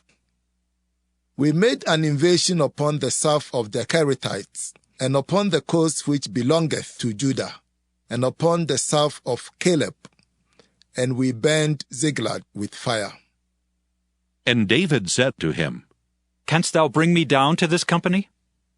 And he said, Swear unto me by God, that thou wilt neither kill me, nor deliver me into the hands of my master, and I will bring thee down to this company. And when he had brought him down, behold, they were spread abroad upon all the earth, eating and drinking and dancing, because of all the great spoil that they had taken out of the land of the Philistines and out of the land of Judah. And David smote them from the twilight even unto the evening of the next day, and there escaped not a man of them, save 400 young men, which rode upon camels and fled. And David recovered all that the Amalekites had carried away, and David rescued his 2 wives. And there was nothing lacking to them, neither small nor great, neither sons nor daughters, neither spoil, nor anything that they had taken to them. David recovered all. And David took all the flocks and the herds which they drave before those other cattle, and said, This is David's spoil. And David came to the 200 men which were so faint that they could not follow David, whom they had made also to abide at the brook Besor. And they went forth to meet David, and to meet the people that were with him.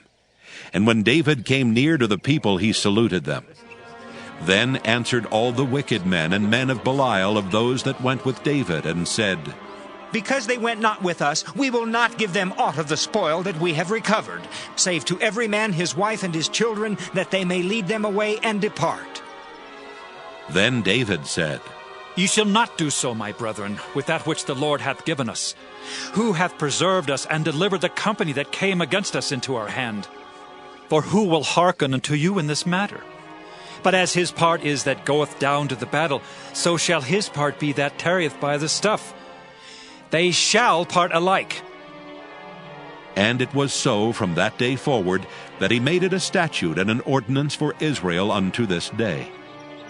And when David came to Ziklag, he sent of the spoil unto the elders of Judah, even to his friends, saying, Behold, a present for you, of the spoil of the enemies of the Lord.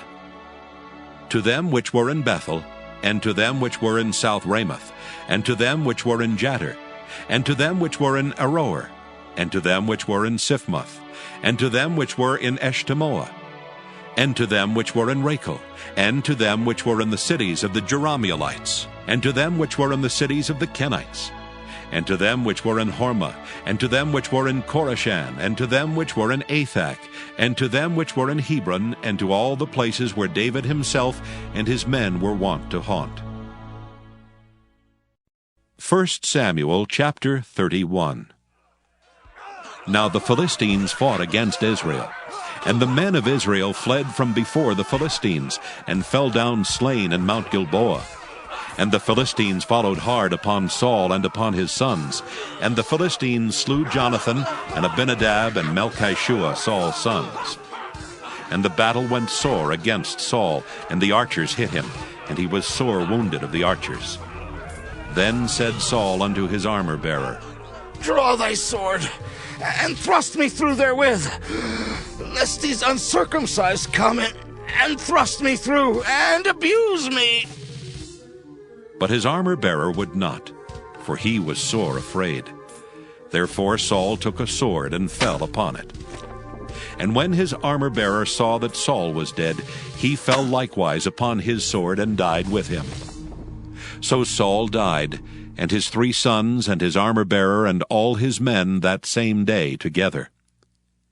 And when the men of Israel that were on the other side of the valley, and they that were on the other side of Jordan, saw that the men of Israel fled, and that Saul and his sons were dead, they forsook the cities and fled, and the Philistines came and dwelt in them.